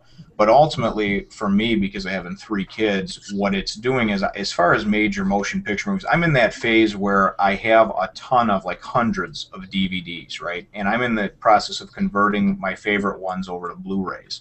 So I try to look for those and pick them up when they're on sale. Good ones like a Tommy Boy or something like that. That's a movie that I'll watch 100 times, you know, between now and the day I die or whatever, right? But the thing that's really nice about the Netflix for me is that having 3 kids, a lot of times it's like, oh, geez, I really like this series. It was on Nickelodeon. Season 1's on DVD or whatever. Pick it up for $30 or whatever. You know, for instance, with my 6-year-old, he just started watching one of the new Scooby-Doo series that they launched, and they have a season for 25, 26 episodes, and it was on Cartoon Network, and it's actually a really good series. It's pretty rad. I really like it a lot. Brad's been watching it. It's really cool, yeah, because it's it's a little bit creepy. It's not as much of a cartoony style. It's a little bit rougher, you know, as far as the style, and it actually, you know, I think it's pretty cool, and it's a nice continuation from episode to episode. But anyway, Logan wanted me to buy that a few weeks back or whatever, and I went and said, you know, let's just for the hell of it see if it's on Netflix. Turns out it was, and it wound up saving me like $34.99 or whatever the hell they wanted for the, you know, for the 5-disc Blu-ray set, you know, for it. So that's ultimately what it's doing for me at this point, is it's deterring me from, you know, the $7.95 a month is deterring me from probably spending another $100 a month in just random shit that maybe gets watched once, and then I, like 3 years from now, I'm going through the DVDs and I put it up on eBay and sell it, or I give it to somebody because I'm like, nobody fucking watched it again, you know. So, and that happens so often with us. So yeah, you know, not saying we hate Netflix, because we'd love Netflix as a sponsor. We just like to gripe about it. It's like the same. I mean, we all thing have with, it, correct? I mean, everyone has Netflix, so I mean, we're all supporters of Netflix and have been for some time. Right. But I don't know, Chad, do you use Netflix or? Chad, do you use Netflix? Oh yeah, I am also a long-time subscriber. Don't really use it except for watching like The Walking Dead or whatever. But then even last night or the night before, I signed up with the Redbox Instant. Yep. And I was just kind of looking through there at some of what they have to offer, and right now it just doesn't seem like they have a whole lot of content to offer. What does that service cost? Is that $8 But they do have Redbox rentals though, so you can rent new stuff. That's but I don't own a DVD player, so. Oh, you don't? No, so getting 4 DVDs a month is 4 credits a month or whatever to get DVDs isn't worth it to me either. And another thing is if I go to watch a movie or something, it's just going to be a spur of the moment thing where I just decide, oh, I'm going to watch this movie, not, oh, I'm going to drive to the nearest Redbox and find it. Yeah, you're not going to think about it in advance and then go and look to see where they have it, reserve it, and then go pick it up. Like with the... What does that service run a month, though? Does anybody know? It's $8. It's $8 a month? Okay. Mm-hmm. And you get a streaming catalog that's similar to like a Netflix type of thing as far as shows and things like that, or is it just movies or what? Well, but then they have TV shows, they have movies. You can even do like games or stuff like you can do different stuff there. But the thing is, besides just streaming, you can also rent to stream movies also. So you don't have to just. If it's not one of the streaming titles, you can rent it. And it's, I don't know, to me, the interface is not, as great as Netflix, and it's kind of confusing when it's when you're trying to figure out what you actually want to do. But I mean, it's the same thing as Netflix, just not having, they do have newer titles on there, but they also have a bunch of crap that I've never heard of in my life. I feel like that with the Amazon Instant Video. Does anyone else have that?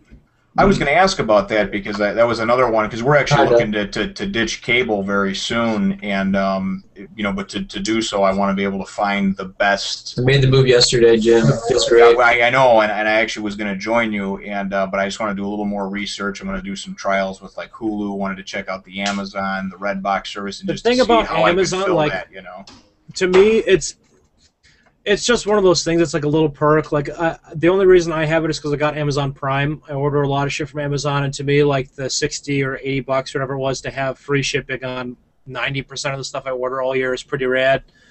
And 2-day shipping, like on top of it. Plus, they throw in like if you've got a Kindle, you can rent books for as long as you want with no return date from their library, which is really cool.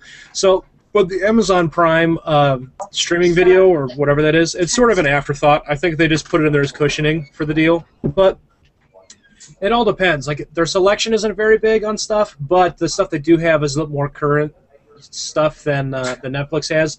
Okay. And but some of the things they do have, they have a lot of. Like, for instance, they have Sesame Street, which is great for Brad, if you've got kids. So, like, that's cool. Like, I can put on any season of Sesame Street, and that's there. But I was surprised, like for their movies and shit. I think they only had like 100 movies on there, but they were all like newer movies, know. So well, that's the thing is I don't care how many movies you throw at me, because what I have seen on Netflix is like what you guys are talking about, just a lot of the garbage filler shit. I threw on a movie last week with Jason Mewes, the guy who plays Jay from the Jay and Silent Bob movies or whatever, called Noobs, and it's all based on these video game guys that are in their 30s that basically have a team of professional gaming, that are playing Gears 3 or something like that. And I mean, it was pretty much a very, very low cost B-rated type movie. That it was enjoyable for the first 15 minutes because I think I was slightly drunk or maybe a little high. But then after that wore off, it was just kind of like, all right, how much longer until this thing's over? And I see a lot of titles like that on there, so I would rather have 100 decent titles that may have an interest in rather than 10,000 bullshit titles, because it's just more crap to filter through, right? To get to what you want to see. So. And that's the thing that's a little bit deceiving too about Netflix is like they've got all different categories and shit, but like that's not all of the stuff on there. But they sort of make it seem like that. So unless you know specifically what you have in mind to search for, it may not appear in any of those categories, which I think is just I don't know. That doesn't make a lot of sense. That's what I'm still trying to get used to is just searching for.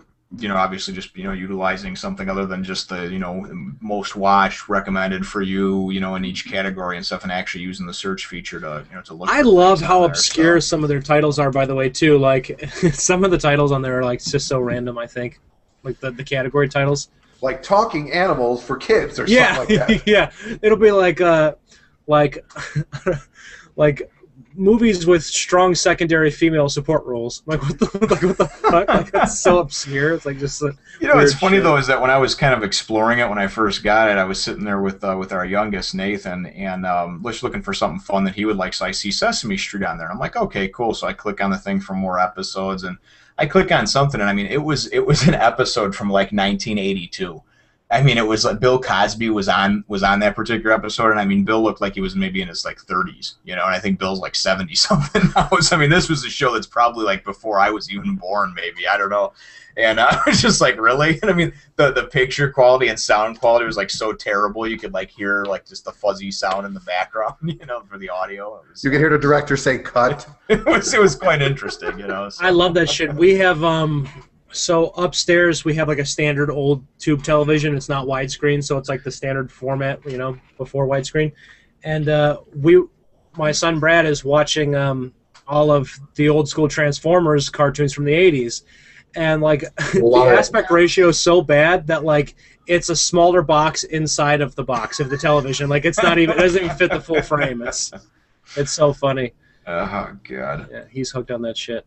That's great. I told you I get that 15 disc box set, man, with all 105 original episodes on it, and they're all it's not Blu-ray or anything, it's just regular DVD, but it's got all kinds of extras on there. I'd give that to you so you can. I mean, I haven't touched it in 5 years, so you'd probably get a kick out of that. So now, does anybody else use the isn't Hulu Plus? Is that the other? I was gonna try it out. Is that geared mainly towards TV shows? Does anybody know? Or okay, that's Hulu. When I used the free Hulu all the time, it was geared towards TV shows. Okay, so that's something that's got all your NBC, ABC, Fox type programming shows on it. Okay, well, that's what you get if you basically didn't have standard TV. I mean, it's. Well, that's what I'm looking into, because if we cut cable, it's going to take a little bit of adjusting. We don't watch. I mean, the live program that we watch, mainly Disney Junior, is on all day long for the little guy, because he likes Jake and the Neverland Pirates and the Mickey Mouse Clubhouse and those type of shows. We watch a little bit of the Today Show in the morning time, before the kids go off to school, but mainly just for the weather and to see, a few minutes of some kind of program. But other than that, we have a few shows that we tape on the DVR. And those are like CBS or NBC type shows, So you can stream that on a computer, and if you hook up your computer to your TV, you can do the same thing. Oh, okay, nice. And you can also download a bunch of torrents. Like I downloaded every season of True Blood, Justified, a bunch of other ones, just because I know I was getting ready for the no cable. Oh, nice. Yeah, what else was I gonna say too? It completely escaped me now. As far as the nice thing is too is that in the two main rooms, the living room and the basement family room, whatever you want to call it, I have smart TVs or whatever, so they got the wireless internet access, and they all have buttons on them for Netflix, Hulu, Amazon, all that stuff. So it's actually pretty user friendly. You know what I mean? Even for just my wife and kids to be able to use without having to go through a bunch of stuff as far as having the computer hooked in and streaming it to the TV and that type of shit. So what's really weird is I went and looked at my cable bill, and so my cable bill is I used to have the premium, the advanced TV with a DVR and 2 boxes, right? A HD DVR. It was like $140 with internet after surcharges and all that. When I took it off, the bundle saved me $20 a month, right? When I canceled cable, it's $55 for internet, like the higher end internet. But the bundle works like this, and I didn't know that it worked. I thought it worked like this. If you, it's a wishbone, and if you pull the wishbone, you lose the $20. Either you go to the left or the right. But apparently, when I canceled my internet, if I would have canceled my internet, not my cable, then my cable would have went up $20. But because I canceled my cable, the $20 savings only accounts to if you have it only goes to your TV. So I pretty much just ripped the cord on $100 a month for cable. I still have the internet, and I'm just gonna reap the benefits of all what the internet has to offer. So I thought it was stupid how they bundle it like that. I mean, I thought it was like I'd have to pay $70 for a $55 service, but they're like, oh no, it would just make your cable more expensive if you cancel your internet. I'm like, how does that make any logical sense? Because they probably run the internet through if you turn the internet off, that's probably how they run it through. You know. I mean, I have AT&T, and I don't know how the fuck they do it, but yeah, I don't know how the infrastructure set up. I pay $100 a month, and I have their highest internet, and I have their U300, I think it is. Yeah, U300, which includes Showtime, Cinemax, and a movie channel. And I don't even care about anything. It's nice to have Showtime because then I can see the last season of Dexter. Yeah, but Skinamax is nice for some softcore porn at like 2 in the morning on a Friday. That's what I got PornTube for. It could be nice hardcore porn anytime I want. I remember Skinamax when I was a kid was like the best thing because the only thing we ever had in the house was HBO. But like the Hot Network. When Skinamax was doing like a free weekend or something like that, man, it was always great, you know, because it was just like, oh, this is awesome, you know. Anything after like 10 o'clock on like a Friday or Saturday on Skinamax is guaranteed just like titties and ass, man. Yeah, it's great. Dude, the worst was. At least I remember, like you couldn't pause anything, so you're like waiting, hoping this will be one of those movies that shows some titties, and then you have to try and beat one out for the 2 minutes that she's. And then the other thing I remember doing is like if you on a good day, you know, all those channels that were like blocked out because you didn't pay for them, or whatever, like the Spice Channel. If you had a good day, you could get like a fuzzy, blurry image of some porn going on. Oh, yeah. It was the best thing in the world. Yeah, man. That was nice on the Spice Network, like Playboy or Penthouse TV or whatever that was. So, yes, sir. We need a new topic. No, the Hot Network, remember the scramble porn? We used to go to Steven's house. We watched the Hot Network. Oh, I think I remember that. You know, funny story, funny little porn story. I don't know. I discovered... Jim, I think it was one of your magazines. It was like a Hustler magazine or something, like underneath the hamper, and I was like, I don't know, probably 6 or 7, and I was fascinated by boobs. So I didn't think twice about it. I just grabbed the magazine, brought it right up to the kitchen table, started reading it right in front of Mom and Dad. I remember that. I got in a lot of trouble for that shit. So, yeah, it was a high society, as a matter of fact, is what it was. It was an issue of high society that had been left there, conveniently placed, underneath in the bottom of the hamper where nobody could find it. Except for nosy 7-year-olds. So summer, we're in the summer. Well, we're about to hit summer. I mean, most kids out of school. So out of all the summer blockbusters, I mean, I think we've all been to the movies in the last couple of weeks. What's interesting you? What's piquing your interest? Now You See Me was good. Monsters University. That looks good too. I think Monsters University is going to be cool. I'm actually kind of looking forward to the Wolverine movie, the new Wolverine movie. I didn't hear anything about it until about a month ago. Wasn't even aware that it was coming out this year. But I don't know, just old school comic book nerd, and like the X-Men, and I just actually like the Wolverine character, as played by Hugh Jackman. I actually want to see World War Z's coming out next month, and I already got the audiobook, and I read like the other I've read all the zombie books. It actually comes out. We're in June already, Tim. I think that comes out on the 21st. I just saw a preview for that over the weekend when I went to see Fast and the Furious 6. So yeah, it comes out in 3 weeks. There's a few good looking movies though coming out this summer. So anything you're looking forward to, Chad? I was just sitting here trying to think of some movies that I recently seen were coming out, and I'm drawing the biggest blank right now. I saw Hangover 3 the other day. How was that? It was 2 and 1.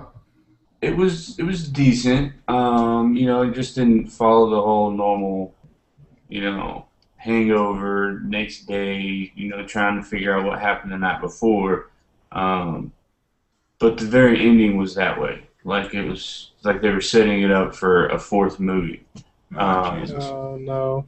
But I mean, it was a good movie. It was funny. Was it better than the second one? I don't know. Because I didn't really care for the second one. I thought the second one was reconstituted. It was fresh and new, But the second one, I thought was just like they were forcing it, Yeah, I mean, it was. Hangover 3 was a decent movie. I sat through the whole thing, watched the whole thing, and it was funny throughout, but it just didn't. It wasn't the same as the second, where it was just like a repeat of the first. But at the same time, it wasn't. The whole. It didn't follow the Hangover, theme of what happened the night before. So yes, it was still good, but not as good as it could have been.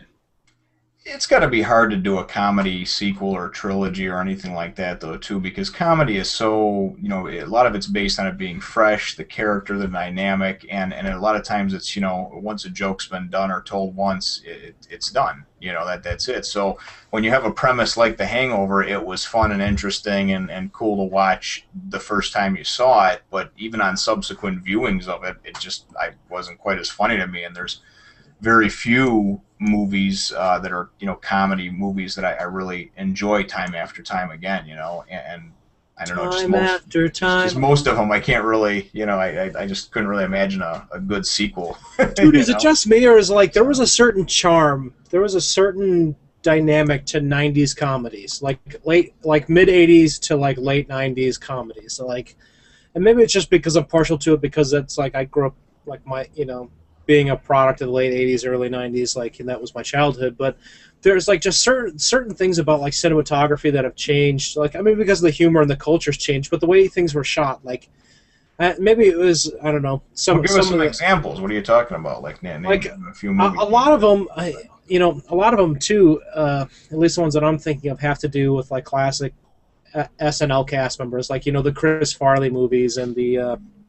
I don't know, I wish I had a bunch of good examples offhand, but most 90s comedies, if you go, okay, Christmas Vacation, Tommy Boy, I don't know, just all those, Office Space. Yeah, Office Space. That was more Dirty towards Work. the end. Dirty Work. John Candy was still putting out good movies then. Yeah, Trains, Planes, and Automobiles. They just had a different. I think Eddie Murphy was even still somewhat funny then, late 80s, early 90s. I read, by the way, that Beverly he has per capita or something the worst track record of all comedians. He has the worst turnout gross for films out of all that he's done. Well, the biggest comedy that has flopped was that $100 million Pluto Nash movie or something like that. I just read that on one of the 10 biggest flops in history, and that's the single biggest comedy flop. It grossed $4.3 million domestically, and it cost $100 million to make. Dude, that's fucking it's just bad news. Whoa, boy, that's a loss. So yeah, they consider Grandma's Boy was such a huge loss, and I think they ended up grossing maybe 4 or 5 million over what it cost. That's an awesome movie. I love that movie. I think it's totally underrated, and I heard they made up in DVD sales too, and the cult following. I'm sure they did. That I would definitely think so. I think Office Space was the same way. Office Space was really big at the movies, but when it came on DVD, it just became a fucking huge hit. I think that's a case with a lot of Mike Judge films. Extract has been sort of like that. Extract didn't do well in the theaters, but it's a decent movie. It's not the best, but it's still funny. Extract was okay, and I know Yellow Bus was talking about, what was the other one? Idiocracy. We were talking about Idiocracy was pretty good. That was actually pretty funny. The only reason I watched Idiocracy is because Scarface is the pimp in Idiocracy. Udagay or whatever it is. And you like Scarface a lot. I love Scarface. Yeah. Bradley. What's his name? Brad Jordan. Brad Jordan. Yeah. Yeah. Yeah. I was going to say, Tim was saying Saul Good. Saul Good I loved in high school. If I wouldn't have seen very Saul, underground. If I would have seen Saul Good at this age now, I would think it's dog shit. But I liked it in high school. It made a lot of inside jokes amongst our group of friends. How's my salad? I fuck models only. What do they call him? Happy or he's yeah, happy. I Duraflame. Duraflame. Yeah, I got Duraflame, dude. I ain't gay, dude. I fuck models only. Let me see that. It's just pretty funny. Yeah, that's one of the only ones I've never seen. The Idiocracy I only saw because Scarface, and the funny part about Scarface in the movie is he never did a line or anything. He was only in the pictures. They would show pictures of, I think, the girl with the pimp, and it was Scarface, and that was the only reason that I saw the movie. I mean, it wasn't a bad movie. It was, I laughed a couple times. I mean, nothing like Office Space. I could throw Office Space in right now, and I'm still gonna fucking laugh because it describes my day. Driving to work. You go to the right lane and it's fucking slow. You go to left lane, it's slow. You got the guy in the fucking walker who's moving faster than you. You know, Yeah. I mean, how do you go wrong? Everything in that fucking movie is absolutely down to someone in one way or another. And that's what I think was so great about that movie. It was just like, you know, regardless if you work retail, you work office, you work fucking, you give a shit if you're a fucking pimp, you can still relate to the shit somehow. Dude, that was the only movie that got me through my job at CTU, that office job I had. Like, that was my screensaver at work. I used to watch that, like, Right behind you. every night before I went to bed. I watched, yeah, that is funny. I forgot that's behind me. I used to watch it every night before I went to bed. It sounds funny, but it was the only thing that made me feel hopeful. It was the only thing that made me feel like maybe I could have fun at work tomorrow. You know, like, if only I had a few guys that, like, you know, that I could go get coffee with on a Monday. Like, but, like, the reality is, like, I wish that I grew up in an era where, like, work politics are different than they are now. Because, when I worked in an office, like, you couldn't just leave Monday at, like, 9:30 a.m. to go get coffee. Like, you can't do that shit, So I would just get super high and go to work. I guess I'm like the only one. I guess I'm the only one that has that option.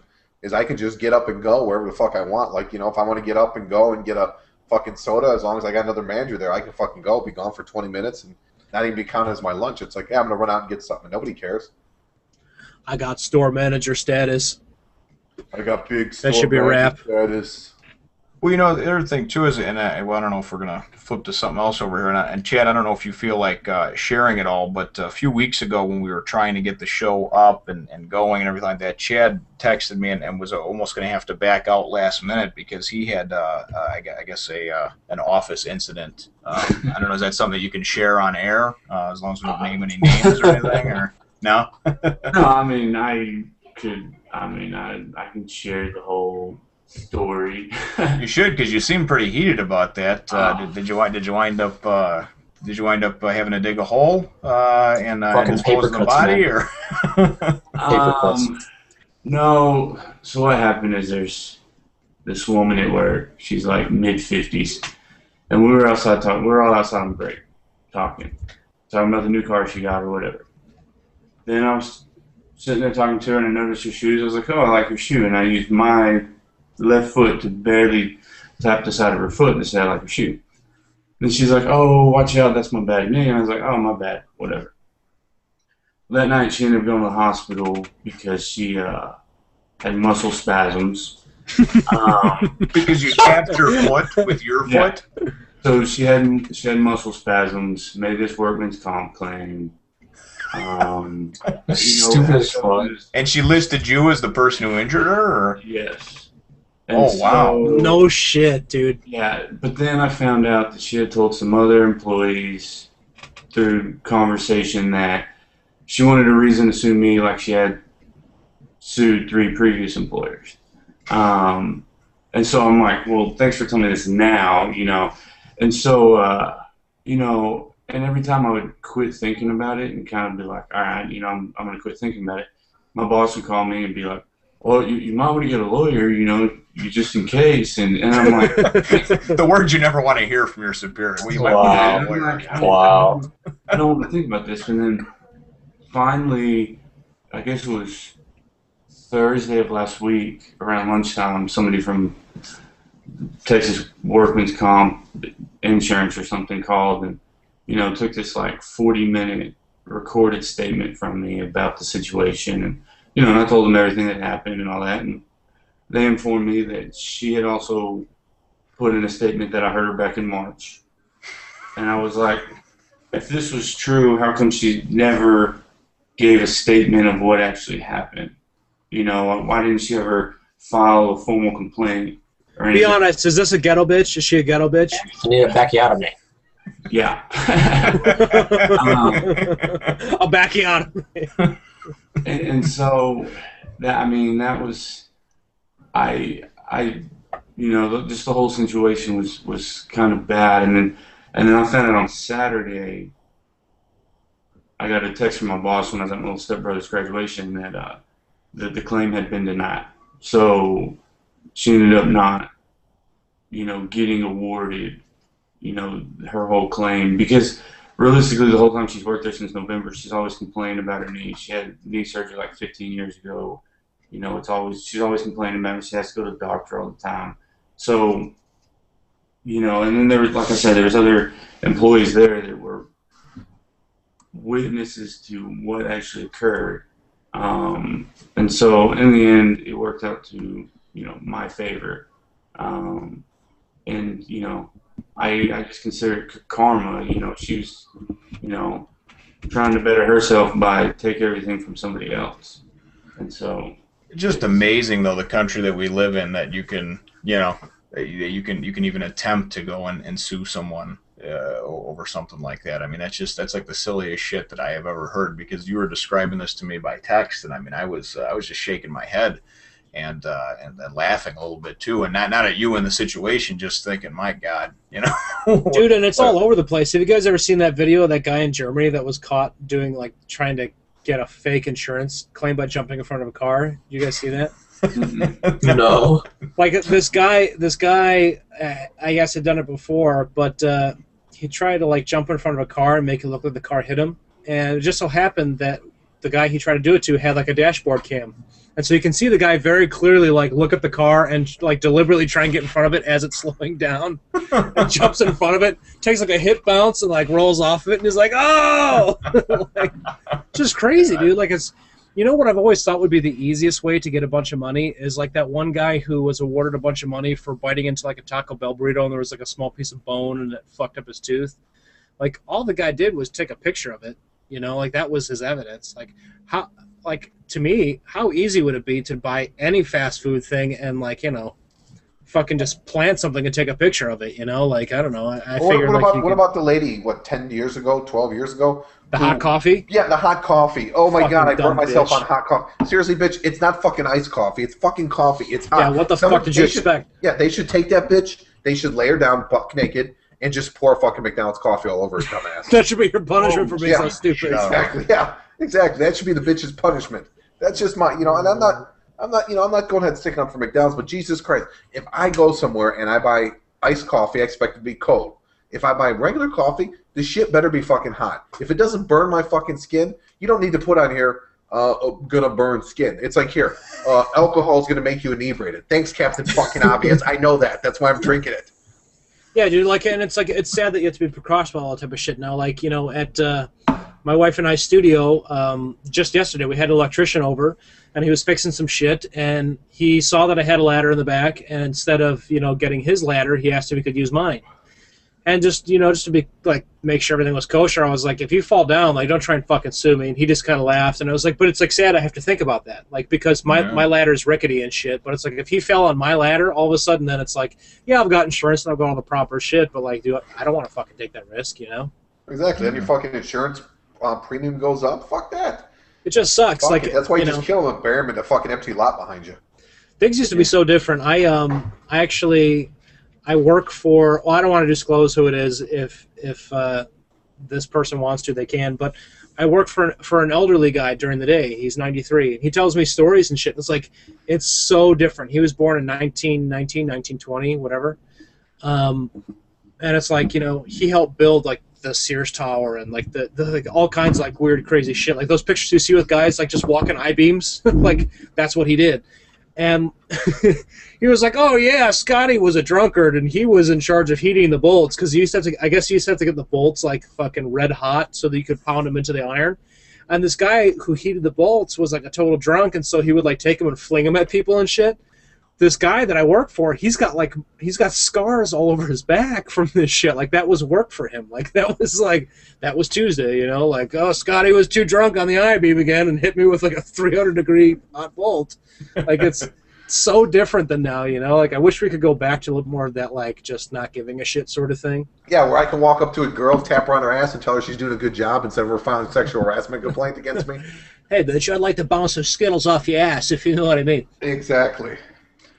I got, but you know, it's. I think we talked about it, you know, a few episodes ago about everybody just needing to lighten the fuck up, and in a lot of ways. I mean, a lot of people now are blowing things out of proportion for monetary gain. You know that. I mean, I'm sure we can all agree upon that, but a lot of times too, it really is. It's just people being overly sensitive about things. You know, I mean, I remember I worked at a part-time job in the music department years ago at Barnes and Noble. And there was this girl that she was kind of fugly, and I think she might have been like a lesbian or something like that, you know. And one time when she came in, I said something nice to her, maybe about her outfit or something like that. Nothing sexual whatsoever. I was married at the time, had a child. My wife was coming all the time. The store manager was a female, and I got pulled into her office like the next day and got a written warning because supposedly I had made this employee feel uncomfortable with my sexual advances. And I mean, I got pissed. I mean, really pissed. Almost got fired over it because, you know, I told her, and I said, this is bullshit. I said, and it's especially bullshit. I said, because you're the store manager and you're female. I said, now I talk to you all the time, every day. I said, do I make you feel uncomfortable? Do I make you feel like I'm harassing you or trying to get you in bed or something? She says, well, that's not appropriate, and that's a different matter. I said, no, it's not a different matter. I said, you're of the same. I said, you're female as this other employee is. I said, you see how I am with everybody. I'm a nice, talkative person. I'm friendly. I said, do I make anybody else feel uncomfortable in the 110 people you got employed in the store? And she says, well, no, that, you know. I said, no, this is just somebody who's trying to cause something out of nothing, you know. And to tell you the truth, this fugly-looking bitch should have been happy that somebody was saying something nice to her to begin with, because honestly, I wouldn't fuck her with a stolen dick, you know. And that's. I'll let you borrow mine if you want. So and anyway, and that's the deal with that. Like on the end of no, the deal. So sorry. That just bothered me because there are so many people that do that. I think it was because of Chad's situation. And Chad, the company you work for, is it? It's not a real big company, is it? I mean, is it? No, I mean, County does kind of know. We use more temp. So this girl is actually a temp agency. Temp, okay. That all this was, occurred through, which just was actually kind of more headache because the temp agency's like, well, why are you hurting our employees? Blah blah. Like you're attacking them, you know. That's a good one this month. This is costing us $800 to have to do this workers' comp claim, and I'm like I did it intentionally. And so, sir, I'll be careful not to tap anybody's shoe with my shoe. Hey, I'll just lesson learned. Don't do it because you could be attacked, And it was again.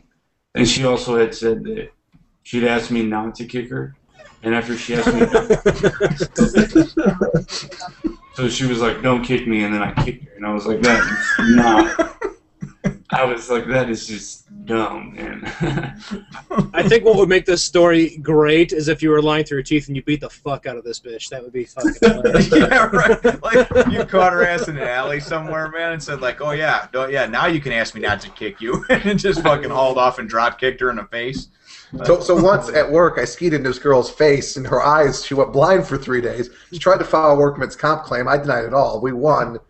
That's how you get pink eye. Yeah, exactly. Double not jeopardy. my fault. I told you to close your eyes, bitch. Okay, it's not my problem.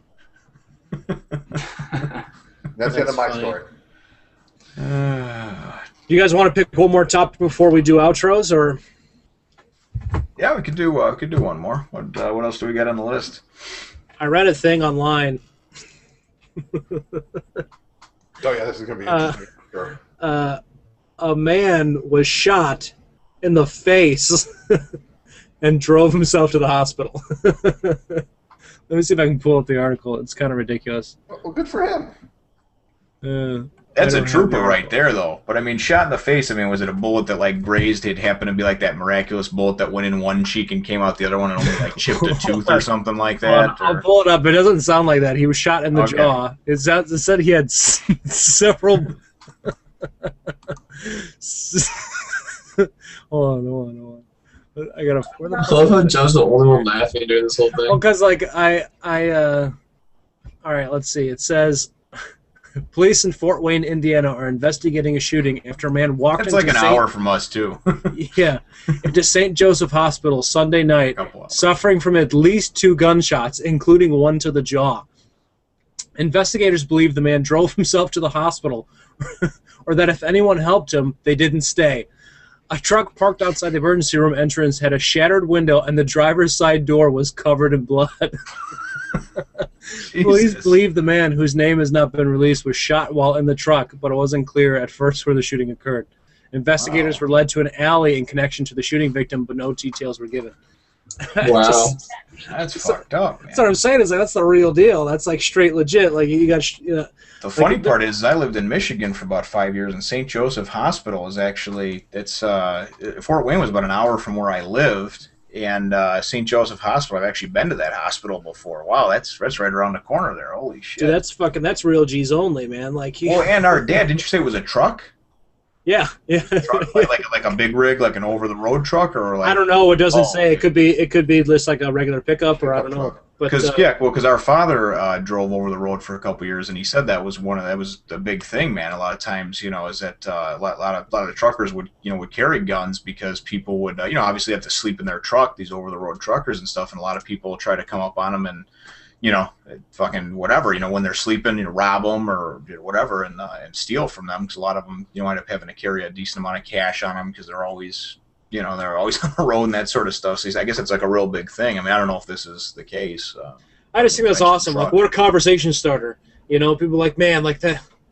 My tests were really hard, but I passed the finals. And they'd be like, yeah, well, I was shot in the face and went to the hospital and everything was all right. Like it's just like a crazy way to like drive me. So I just drove myself to the hospital and got stitched up and was good to go. I read a story about gangsters once, and like this one guy had gotten shot like this, like someone put a gun to his head and shot him, and it was like a .22, and apparently like a really shitty gun, and like for people who haven't shot before, not that I'm expert, I've only been to a range once, but like 22s are like really really small caliber bullets. They're really tiny.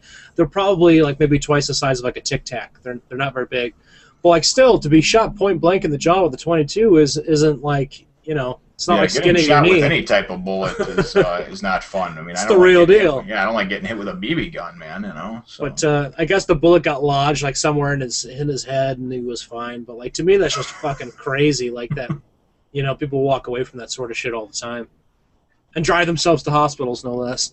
Yeah, that's pretty amazing. That's funny. All right. Well, does anyone have anything to add? Love it. Cock. On that note, I will do outro since no one else volunteered. This has been another lovely episode of Overdose. We hope you guys liked it. In chat. For people who are watching this not on the live stream later, like feel free to leave comments for topics next week and shit, and we will talk about them. And Sean will masturbate live. I do every week. People don't even know, but I do. We will get the video. We will get the video. It's a verbal masturbation. It's a different type of masturbation. But that'll wrap up Overdose 8 for us then, I guess. That'll wrap up Overdose 8. Everyone say thank you to Chad for coming on. Thank you, Chad. We appreciate your time and your service. No Stay classy, San Diego. We got other cool shit coming up, other new guests and stuff like that. So everyone stay black, and we'll see you next time. And be whack.